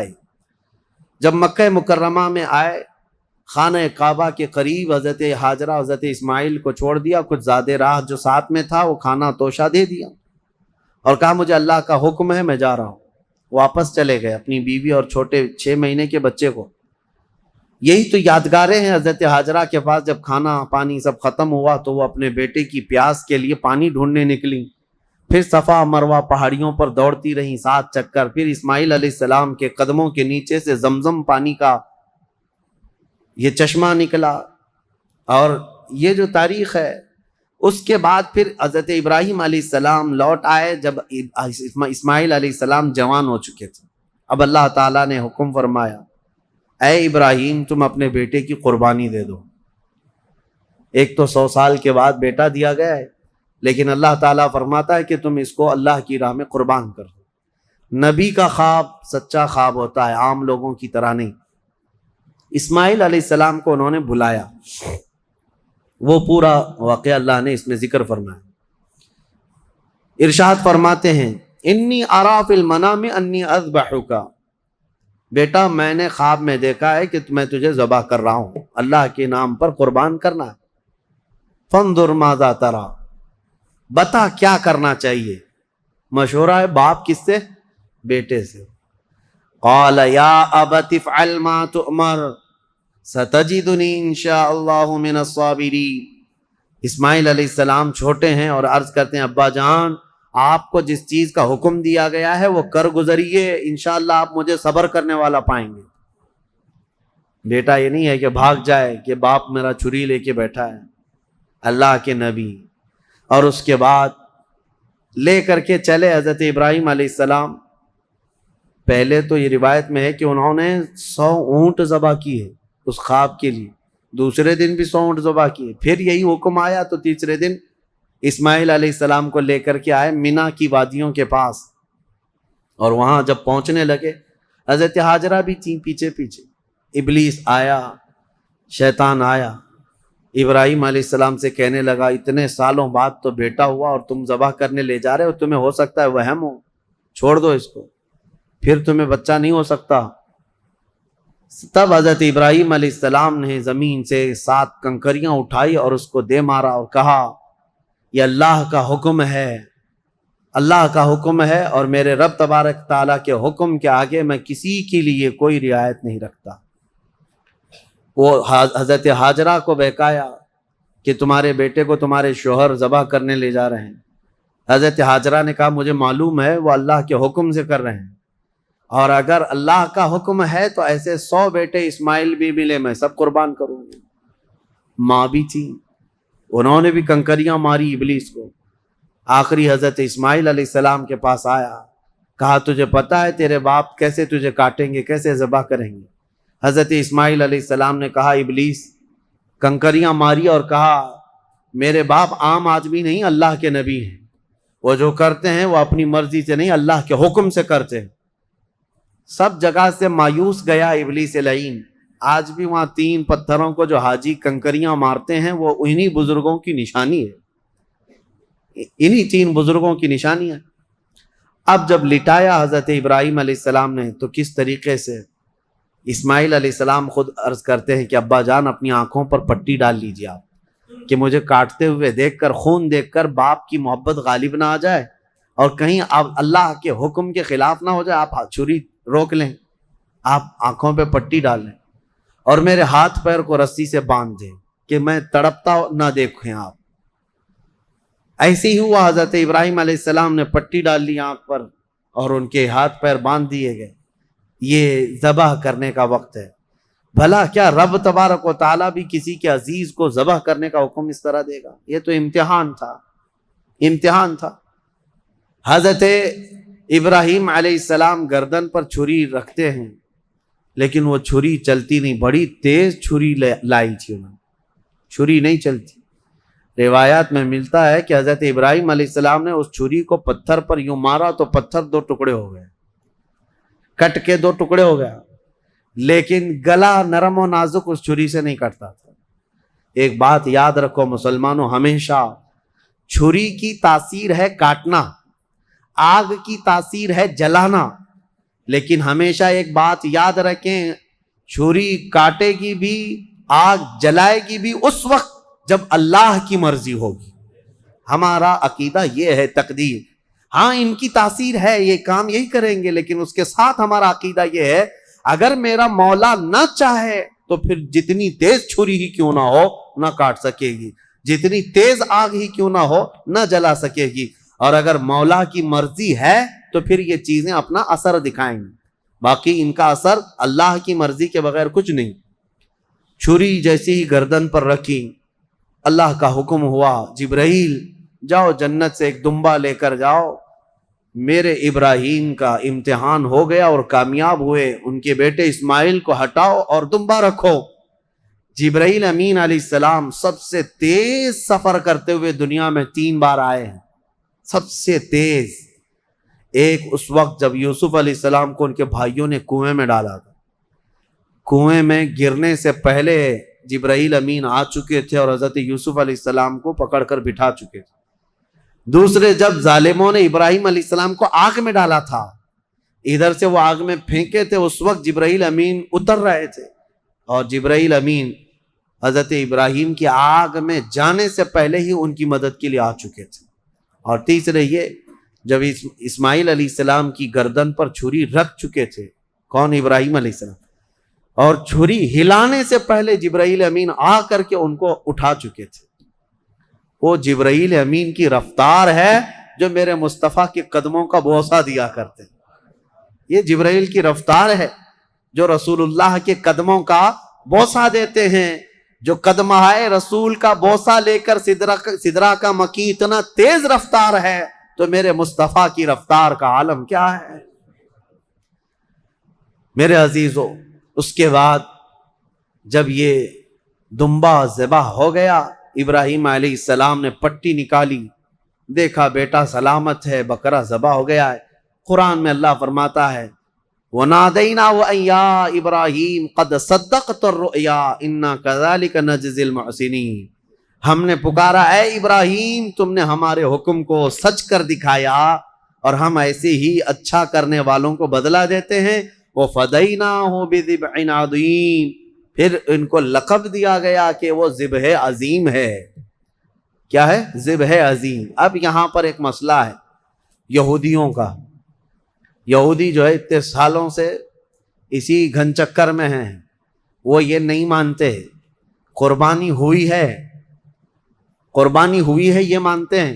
ابراہیم علیہ السلام نے اپنے بیٹے کی قربانی کی ہے یہ مانتے ہیں، لیکن وہ اسماعیل علیہ السلام نہیں تھے، وہ اسحاق علیہ السلام تھے، کیونکہ ان کے باپ ہیں. اسحاق علیہ السلام کی اولاد میں ہے نا یہ لوگ بنی اسرائیل، تو کہتے ہیں جو ذبح ہوئے تھے وہ اسحاق علیہ السلام تھے، اسماعیل علیہ السلام نہیں تھے. وہ اسی پٹی پڑھاتے ہوئے اتنے سال ان کے گزر گئے. میں ایک آیت پڑھتا ہوں جس سے پتہ چلے گا آپ کو کہ حضرت اسماعیل علیہ السلام حضرت ابراہیم کے بڑے بیٹے تھے، پہلے وہی تھے، اور جو پہلا بیٹا تھا اسی کی قربانی ہوئی ہے، یہ بات پکی ہے. جیسے کہ حضرت ابراہیم علیہ السلام کی یہ دعا قرآن میں، الحمدللہ الذی وہب لی علی الکبر اسماعیل و اسحاق، تمام تعریفیں اس اللہ کے لیے جس نے بڑھاپے میں مجھے اسماعیل دیا اور اسحاق دیا. یعنی حضرت سارہ سے پھر حضرت اسحاق بھی پیدا ہو گئے بعد میں، لیکن پہلے کون پیدا ہوئے؟ حضرت اسماعیل. اب دوسری بات یہ بھی ہے کہ حضرت سارہ کو بیٹا نہیں تھا، تبھی تو حضرت ہاجرہ سے نکاح ہوا اور بیٹا ہوا. اس کے بعد پھر حضرت ابراہیم مکہ چھوڑ کر کے آئے. یہ سارے معاملات کیوں ہوئے؟ اس لیے کہ حضرت سارہ سے کوئی اولاد نہیں تھی. ہاں بعد میں حضرت سارہ سے حضرت اسحاق علیہ السلام پیدا ہوئے. بہرحال یہ فیصلہ تو قیامت کے دن ہوگا، لیکن میرے آقا صلی اللہ تعالیٰ علیہ وسلم نے حدیث پاک میں ارشاد فرمایا، انا ابن الذبیحین، میں دو ذبیحوں کا بیٹا ہوں، میں دو ذبیحوں کا بیٹا ہوں. یہ کیا مطلب ہے اس حدیث کا؟ حضور پاک صلی اللہ تعالیٰ علیہ وسلم کے والد حضرت عبداللہ جو حضور کی ولادت سے پہلے انتقال کر چکے، بچپن میں یہ اتنے بیمار ہوئے تھے کہ حضرت عبد المطلب حضور صلی اللہ علیہ وسلم کے دادا، انہوں نے یہ خانہ کعبہ میں یہ نذر کر لیا تھا کہ میں اپنے اس بیٹے کے قربانی دوں گا. کس کی؟ حضور صلی اللہ علیہ وسلم کے باپ حضرت عبداللہ کی. پھر جب ان کی طبیعت صحیح ہو گئی تو حضرت عبد المطلب نے 100 اونٹ ذبح کیے تھے. جان ذبح نہیں کی جاتی، قربانی کے بدلے 100 اونٹ ذبح کیے تھے. اسی طرح حضرت اسماعیل علیہ السلام کے بدلے میں بھی حضرت ابراہیم علیہ السلام نے کیا کیا تھا؟ 100 اونٹ ذبح کیے تھے. تو حضور فرماتے ہیں میرے باپ بھی ذبیح ہیں، میرے دادا اسماعیل بھی ذبیح ہیں. تو ذبیح کا لفظ کس کے لیے آیا ہے؟ اسماعیل علیہ السلام کے لیے آیا ہے. لہذا دنیا جو بھونکتی ہے بھونکنے دو، میرے مصطفیٰ نے فرمایا ذبح عظیم اسماعیل علیہ السلام ہی تھے، اسماعیل علیہ السلام ہی تھے. اللہ کریم ان واقعات سے ہمیں درس کی توفیق عطا فرمائے. وہاں پر حضرت اسماعیل علیہ السلام کی ان آداب کو دیکھ کر شاعر نے بہت اچھے انداز میں کہا ہے کہ یہ مکتب کی کرامت تھی کہ فیضان نبوت تھا، سکھائے کس نے اسماعیل کو آداب فرزندی. حضرت اسماعیل علیہ السلام نے چوں چرا تک نہیں کہا تھا کہ کیوں لے جا رہے ہیں، کیا کرنا ہے، کچھ نہیں. وہ گھر کی تربیت تھی حضرت ابراہیم علیہ السلام کی. اتنا ہی نہیں، یہ دونوں نبیوں کے ساتھ بڑی آزمائشیں ہوئی ہیں، بہت سارے امتحانات ہوئے ہیں. ان کو وطن چھوڑنا پڑا ہے، ان کو آگ میں ڈالا گیا ہے، ان کی اولاد کی قربانی بھی ہوئی ہے. اور اس کے علاوہ حضرت اسماعیل علیہ السلام کی جب شادی ہوئی تب بھی ایک بڑی آزمائش ہوئی ہے. وہ کسی اور موقع پر عرض کروں گا کہ شادی کر کے جس عورت کے ساتھ رہ رہے تھے حضرت اسماعیل علیہ السلام، وہ بھی ایک قربانی ہے. ابھی اس ٹاپک سے ریلیٹڈ نہیں ہے، انشاءاللہ العزیز پھر کبھی عرض کرتا ہوں.